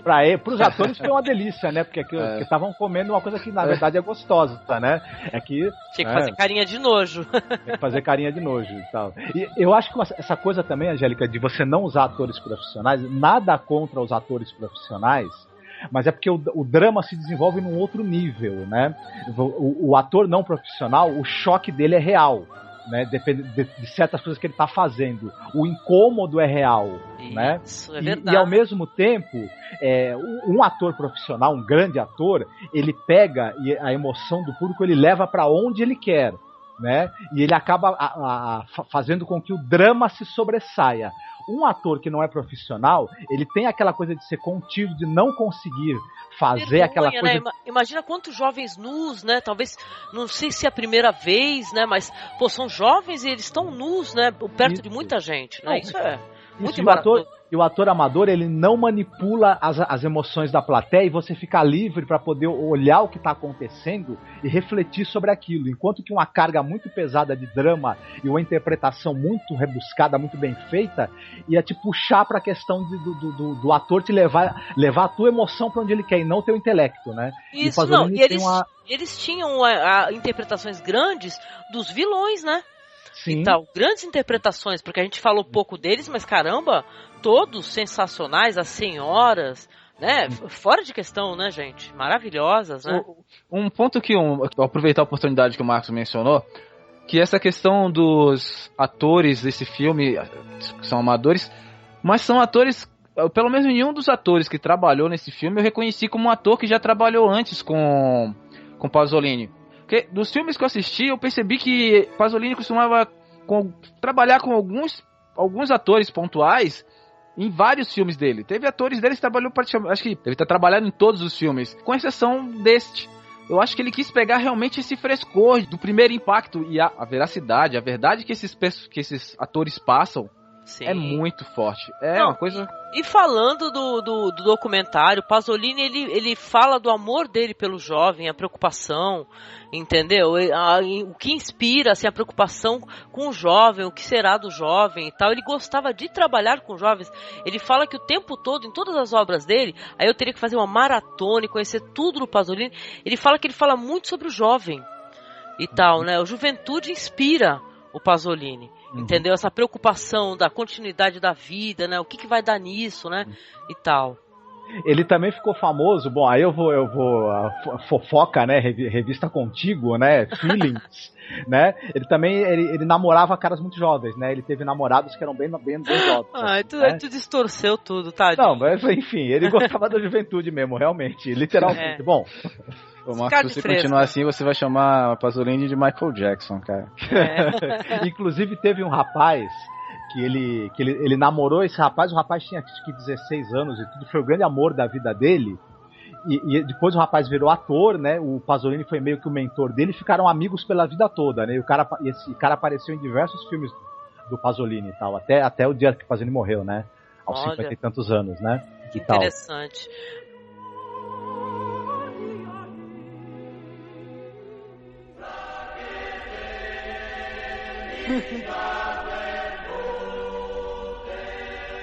Umberto, vieni qui.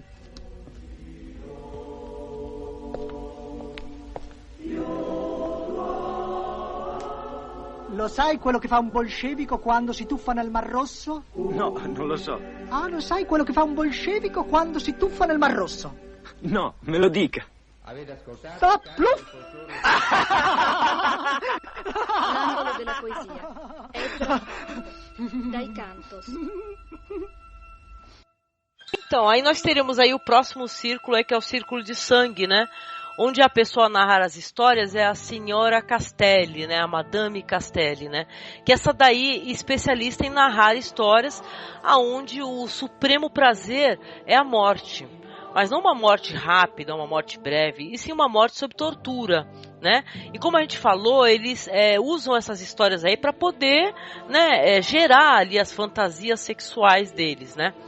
E claro que numa das histórias dela, as jovens são chutadas para um calabouço e tal, e nesse calabouço elas vão ser violadas, vão colocar ratos assim dentro delas, assim, colocar dentro dos órgãos genitais, e vão sofrer toda sorte de tortura, e isso excitando a mente ali dos senhores ali, que vão resolver botar em prática aí vários métodos de tortura com os jovens, né? E aí, né, Marcos, a gente vai para o livrinho, né, onde os nominhos estavam sendo anotados, né? Exatamente. Não, e a gente vai para um outro momento muito interessante que tem relação com essa coisa do livro, que quando eles vão buscar as pessoas, os jovens que têm o nome no livro negro, né, que cometeram alguma falta dentro daquelas regras absurdas que eles colocaram, né, para a convivência deles ali, os jovens começam a tentar se salvar delatando outros, né? Isso é muito, muito triste, né? Pra mim, o momento mais triste do filme, na verdade. Sim, não, e até o que você falou de uma das serviçais, né, e tal, que ela é negra e tal. Eu lembro que um dos rapazes que tá ali reprimindo, né, também servindo ali como soldado deles, acaba tendo relações, né, com ela, e eles são pegos, né, por causa justamente disso que você tá falando. Começa um a delatar o outro e tal, aquele medo e aquela vontade de sobreviver, né, e eles tentando fazer o possível, né, pra, sei lá, ficar mais tempo vivo ali, né, porque o negócio tá feio. As pessoas que viveram a época da ditadura no Brasil, por exemplo, sabem muito bem como funcionava o sistema de delação, né? Que era um dedo-durismo o tempo todo, né? Um entregando o outro, um delatando o outro, né? Sim. Trocas de favores, né? Eu delato um cara e aí você facilita uma coisa pra mim aqui. Muita gente, né, trocou delação por favores, né? Fornecidos pelo poder, né? E tal. Muita gente que hoje tá bem, tá com grana no bolso, tá contente aí, né? Isso. E tá com a ficha limpa, né? E tá com a ficha limpa, na verdade começou seu pé de meia com a tortura, prisão e morte de outros, né? Muitos delatores, né? Muitos delatores estão aí, ainda estão vivos aí, né? Abriu-se aqui em Santos muitos documentos dessa fase da ditadura e tem muitos nomes conhecidos aí envolvidos, né? Isso aí vale um outro podcast, quem sabe, né? Mas a delação faz parte, como você falou, inclusive nos Estados Unidos, né? Com a perseguição lá do marcatismo, né? Começou o desespero de um delatar o outro também, né? Medo, né? Na verdade, os dois grandes motores da delação são a ganância, né? Você achar que você vai ganhar alguma vantagem, e o medo também, né? Você acha que você delatando, você não vai virar alvo, né? Lê do engano, né? Muito exatamente. É assim, que um dos rapazes, não lembro se é um rapaz ou uma moça, né, que tá no livro negro, quando vão buscá-lo, ele fala, não me leva, porque fulano, eu sei que o fulano, ele tá saindo com uma das serviçais, etc. E aí eles vão até o local onde o fulano dorme, e ele realmente tá na cama com a serviçal, e ele também é levado, né? E tal. E não é à toa que a serviçal que está com ele é negra, né? Porque a gente intui, né, que o crime dele tá na cama com uma das serviçais da casa, principalmente por ela ser negra, né? A gente meio que fica achando isso, né? E dentro desse contexto do nazifascismo, isso faz muito sentido, né? Eu acho. Com certeza, né? Eu não tinha percebido esse ponto, mas agora você falando, Marcos, realmente fica mais claro pra mim isso. Sim. Não, e o destino dos dois, né? Ele vai ser assassinado, todos vão atirar nele, né? Ele até para numa postura assim meio, gente, não sei lá, ele parou fascista. Assim, fascista, né? Levantou as mãos assim e foi alvejado e caiu, e depois ela toma um tiro na cabeça também, né? A cena do cara caído, crivado de balas, com aqueles vários furos, me lembrou um pouco o martírio de São Sebastião, não sei porquê. Bom, enfim. É verdade, martírio de São Sebastião. É a posição do corpo, né? Apesar que São Sebastião tá de pé, né? É verdade. Se me lembrou também um pouquinho, quando eu assisti. Agora, no final, né, do filme, né? Indo já pro final do filme, que vai ter a cena das torturas mesmo, né? E tal, que olha, vamos colocar aqui que o pessoal de maquiagem, o pessoal de recursos ali, foi muito convincente, sabe? E tal, porque a gente vai ter esse pessoal aí que vai ser torturado, é o pessoal que tava na listinha, um vai ter a língua cortada, vai ter a moça que vai ter o seio queimado com a vela, o rapaz que vai ter seu membro queimado com a vela, mas uma vai ser escalpelada, né? Forte a cena. Mas caramba, a maquiagem para um filme antigo, muito boa, gente. Não, e detalhe, a maquiagem, a atuação dos jovens ali que estão simulando que estão sendo torturados, né? Atuações muito convincentes, eu achei, né? E também acho que vale a pena a gente falar que essa cena acontece, antes dela, você tem os quatro, né, libertinos vestidos de mulher, né? E tem a missa negra. Isso, a missa negra, o casamento simulado deles com os rapazes da milícia. Quem faz as torturas, quem preside as torturas são os próprios libertinos, né? Os quatro lá, caras do poder, né? E eles são assistidos pelos outros, né? Pelos outros três, né? Eles estão todos, me digam, eles não estão todos com um pênis falso? E tal, porque me pareceu assim, sei que é uma coisa que não tem nada a ver da gente comentar, mas né, porque eu achei engraçado, eles estão com uma espécie de cinta, sabe aquelas cintas lá que o pessoal coloca com pênis falso, caramba, me pareceu muito isso. Tá todo mundo seminu, né? Por dois motivos. Primeiro, para identificar que aquilo traz um prazer pro cara, por isso que ele tá pelado fazendo aquela monstruosidade, né? Porque ele tem prazer. E também porque aquilo vira uma espécie de reprodução das gravuras dos círculos do inferno, né? Onde as pessoas estão nuas também, né? Até a luz que é usada, que é meio avermelhada ali, lembra um pouco isso. Não sei se eu tô viajando. Até mais do que isso, né? Porque vai ter assim, vão ficar sempre 3 em campo fazendo a tortura assistido pelos jovens. E um vai ficar olhando pelo binóculo, né? A gente vai ter a cena vista pelo binóculo. No que o diretor foi muito interessante a maneira, porque a gente viu o documentário e mostra ele filmando, né? Como é que ele fez a filmagem e tal. E poxa, ficou muito interessante, porque olha, se vacilar, pra mim até assim um recurso para ficar um pouco menos, né, impactante.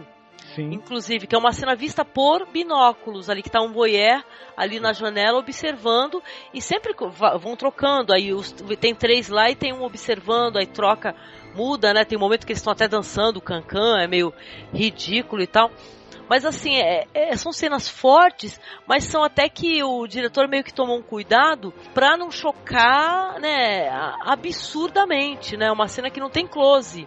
O foco não é na violência ali, né? O foco da cena não é na violência gráfica, na tortura, assim, na mutilação. É na expressão facial da pessoa que vai sofrer a tortura e do cara que tá torturando, né? O contraponto da dor e do prazer, né? O que estava passando na minha cabeça, essa alternância de sadismo e voyeurismo, né? Porque que ele enfatiza aí nessa cena. Isso é muito chocante, eu achei.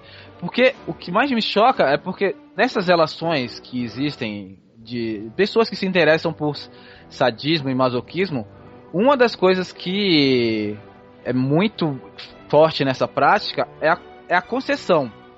É uma troca. O sádico e o masoquista, eles têm um contrato, eles têm um acordo onde cada um sente prazer com aquela... com a sua parte desse trato. E aí não.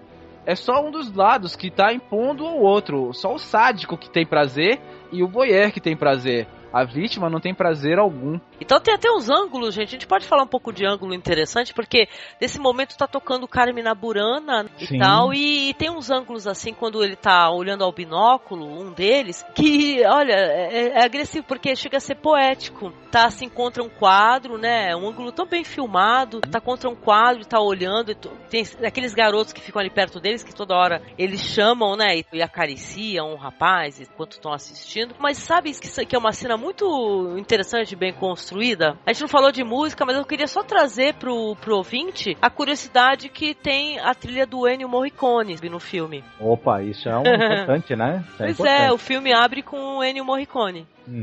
Essa música do Ennio Morricone lembra as músicas do Nino Rota pro Fellini, né? Pros filmes do Fellini, aliás. Ah, Nino Rota, sim.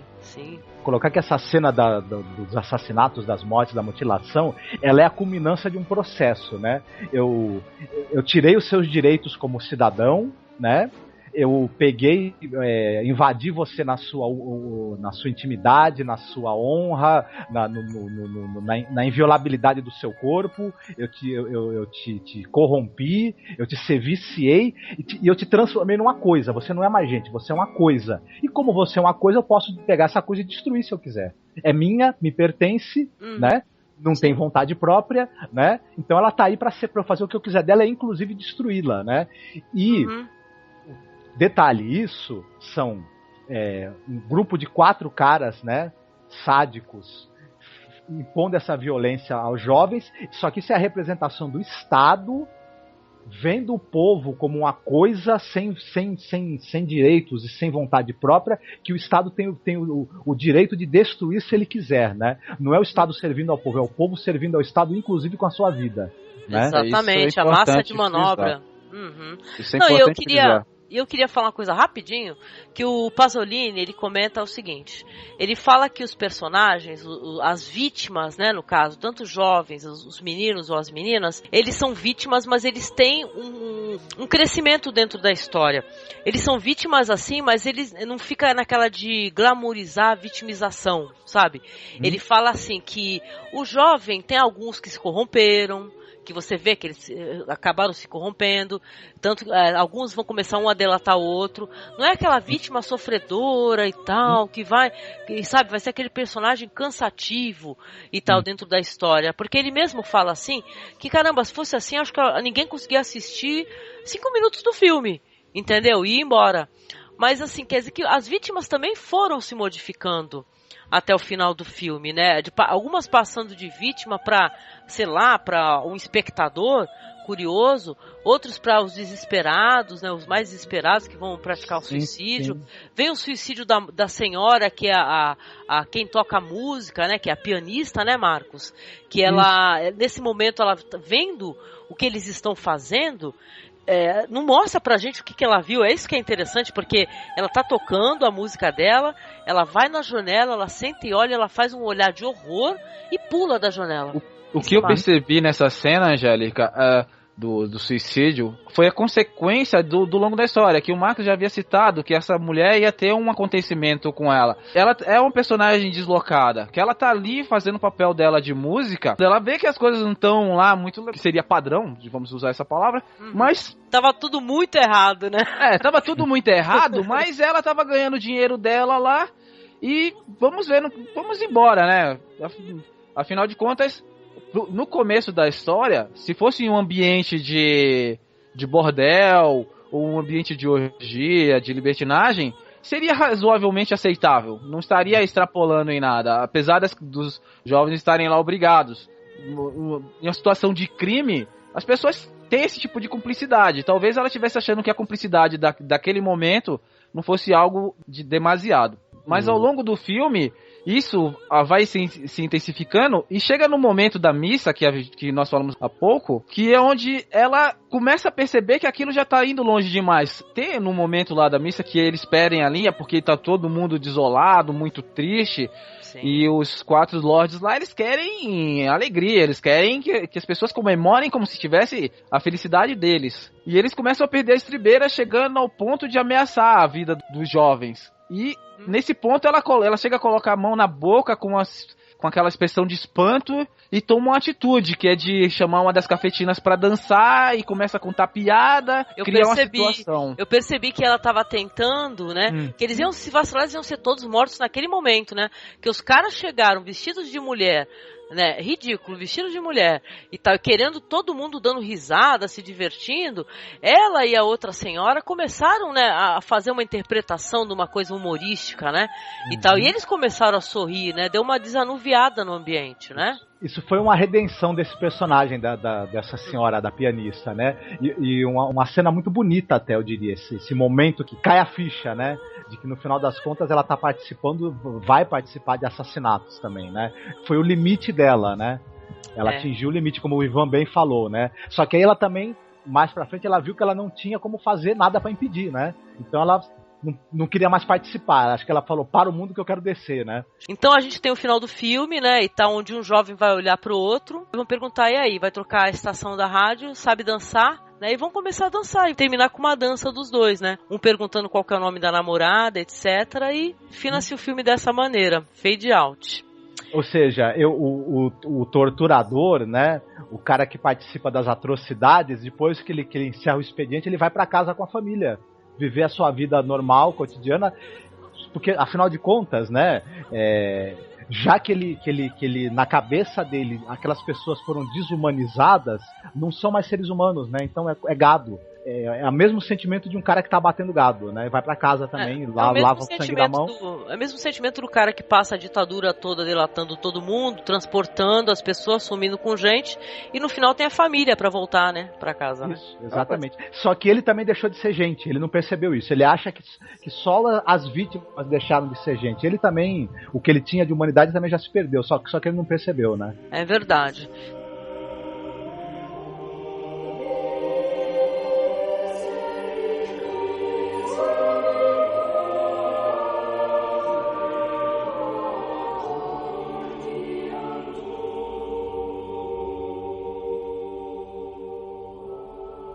Considerações finais, a começar pelo Marcos. E aí, Marcos, Saló, último filme do Pasolini, que estamos aqui tendo a honra de falar pela primeira vez do mestre aí, espero que seja a primeira de muitas aí. Como é que foi a experiência e o que você acredita que o espectador do filme possa aproveitar de Saló? Então, o espectador do filme, quando ele superar o choque, né, o nojo e até mesmo...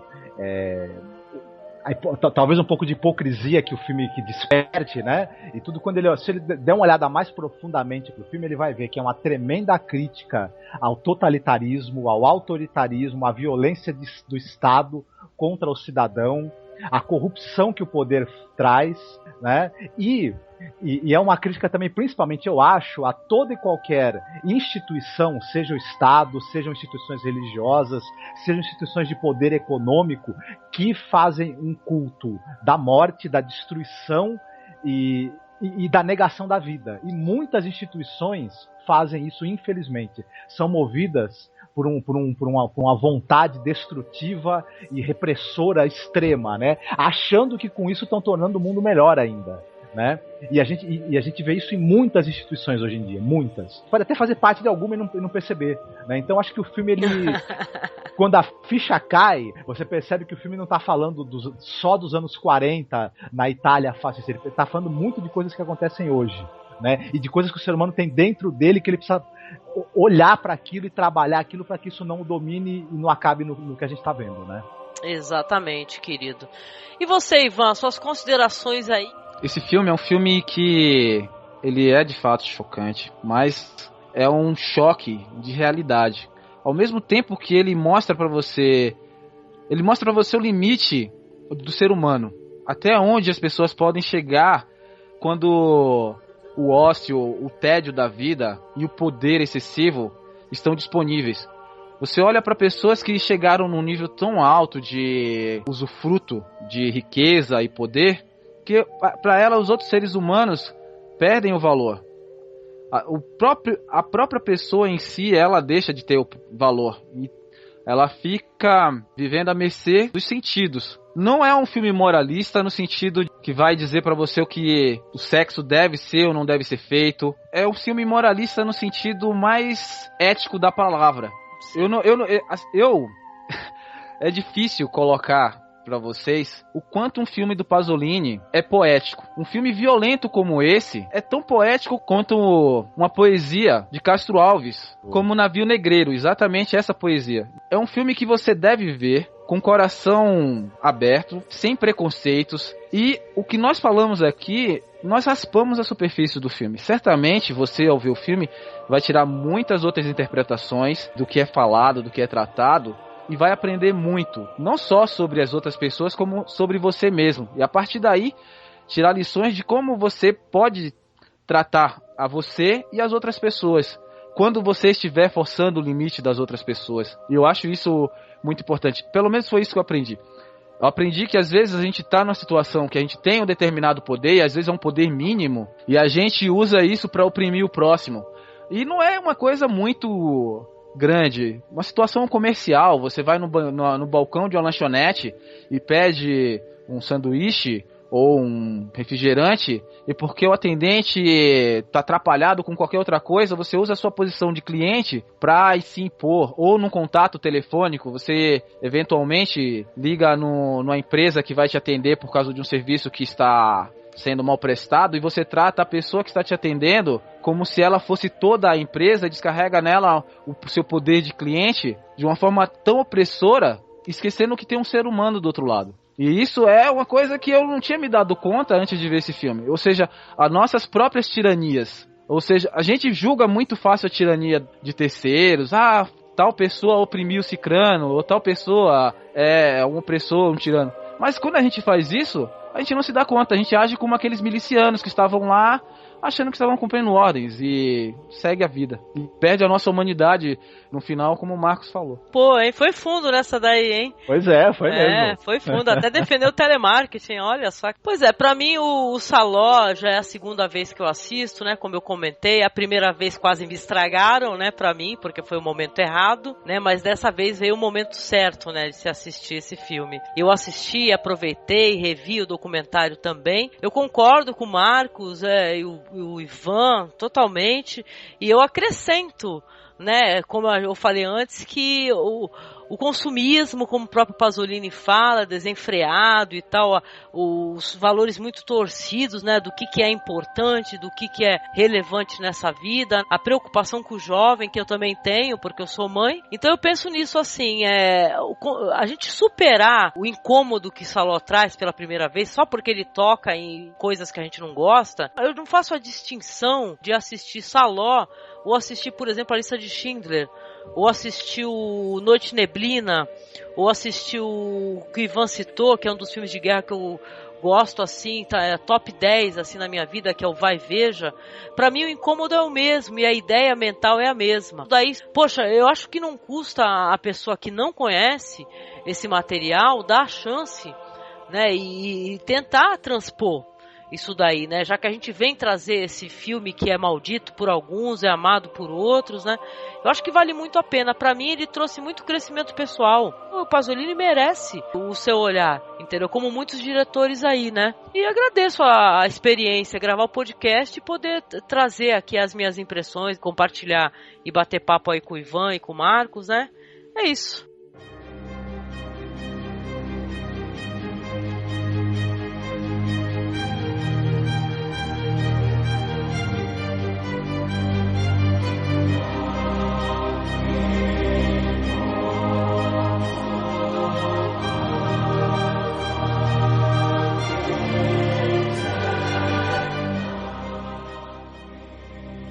Eu quero agradecer aqui ao Ivan, que participou conosco aqui, que nos deu a honra da sua presença mais uma vez, que é sempre uma alegria mesmo, Ivan. Ivan é amigo pessoal aí, amigo virtual por enquanto. Um dia vai ser na vida real, a gente vai tomar um café, vai tomar uma cachaça junto, mas isso não aconteceu ainda. Mas até lá, o Ivan é um amigão mesmo, assim, então obrigada por vir aqui, viu, Ivan, participar com a gente e falar do Pasolini, viu, querido? Olha, Angélica, eu fico muito contente de poder trazer a minha humilde contribuição. Eu não falei pelo que eu sei, eu procurei aprender um pouco mais a partir do que eu vi, mas falei com coração. Falei com coração porque Pasolini é um cara que ele faz a gente se apaixonar por ele. Ele, sem nenhuma conotação além da amizade, uma cordialidade que ele... Sim, existem vários tipos de amor. Existe o amor de a gente se apaixonar por uma ideia, né? Alguém que consegue expressar suas ideias maravilhosamente, né? É entendido, sim. E ele consegue fazer a gente sentir esse amor por ele. Ele é um poeta e ele faz filme, não faz... Apesar dos filmes dele serem filmes antigos, ele faz filmes populares, ele faz filme pro povo. Então você não se sinta constrangido em assistir Pasolini achando que, não, isso é só pra pessoas cultas, é só pra pessoas... Com desvios sexuais, né? Tem gente que fala isso? Sério? Tem gente que acha que filmes como o de Pasolini são filmes pra quem tem que saber muito. Não precisa saber muito. Assista e sinta. Você vai se emocionar e isso que vale a pena. Olha, obrigada, Ivan, querido. Brigadão, viu? E agradecer também ao Marcos, né, Marcos? Mais uma vez aqui. Não, o prazer foi meu. Eu tava ansioso pra conversar com o Ivan e com você sobre esse filme, viu? Tava aqui todo, né? Que é um filme que eu gosto bastante. E o projeto é esse. A gente vai falar de produções que tem qualidade cinematográfica, antes de tudo. São bons filmes ou até grandes filmes, né? Mas que também são malditos, são muito criticados por tratarem de assuntos aí, às vezes grotescos, aberrantes, né? Mas que muitas vezes a gente vai ver que eles são metáforas, né, para coisas muito sérias, né, para ter uma conversa muito séria com o espectador sobre coisas que precisam mudar, né? E tal. Por isso que precisa incomodar, né? Para mudar tem que incomodar. Então, claro. Então os filmes malditos muitas vezes eles vão por essa levada, né? Do incômodo querendo a mudança. Então a gente vai tratar de algumas produções aí que tem essa cunha de malditos e a gente vai tentar trazer um pouco de luzes um pouco para esse manto de trevas que cobre aí algumas produções, né? Sim. E tal. Até porque tem muito disque-me-disque, muito boato e muita fofoca infundada e as pessoas falando de filmes que elas não viram, né? Isso, também. Cara, como tem gente que o pessoal renega o filme sem nem ter assistido, cara. É sensacional isso daí. Tipo, não vi, não gostei, não assisti. Isso é a escola de crítica cinematográfica do Magno Malta, né? Mas espero que ela não se popularize muito, né? Pois é. Então a gente vai trazer esse trabalho para você, ouvinte, com todo prazer. A gente já assiste essa espécie de produção, entendeu? A gente falou do Pasolini, mas a gente vai trazer muita coisa também do cinema extremo, sem medo, para comentar com vocês aqui e, sabe, dar uma de guia mesmo, né, pro pessoal poder, quem sabe, escutar o podcast, depois assistir o filme com outros olhares, né, e tal, para quem ainda não assistiu, não quis se arriscar. Eu acho também, Angélica, que é importante a gente, mas já que tá falando do projeto, lembrar que são filmes que para maiores de 18 anos, viu? Sim, sempre. provavelmente todas as produções que a gente vai falar são filmes de classificação etária para maiores e tudo. São filmes que tem um conteúdo que a pessoa precisa ter um certo estômago, precisa ter um certo uma abertura de cabeça para certas coisas, etc e tal. Não é para todos os públicos, então também acho que quem vai ter muita resistência a isso e tal, também fica avisado, né? Que também pode talvez não ser a sua praia, né? Então, claro, também, né? Ninguém é obrigado a gostar desse tipo de cinema também. Com toda certeza, certeza. Isso aí são anos, assim, de quem já tá assistindo, começa a pegar uma coisinha mais pesada aqui, outra coisinha pesada ali, aí chega, né?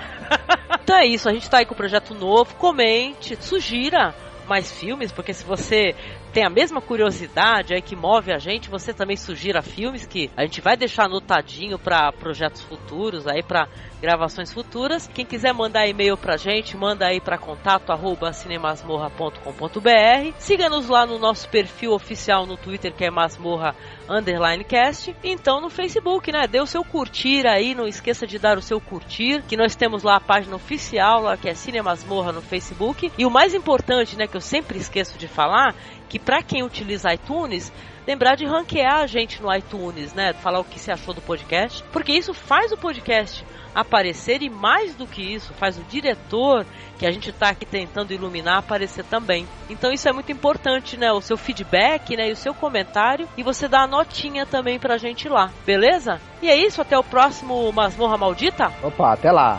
Até lá, então? Até lá, maldita!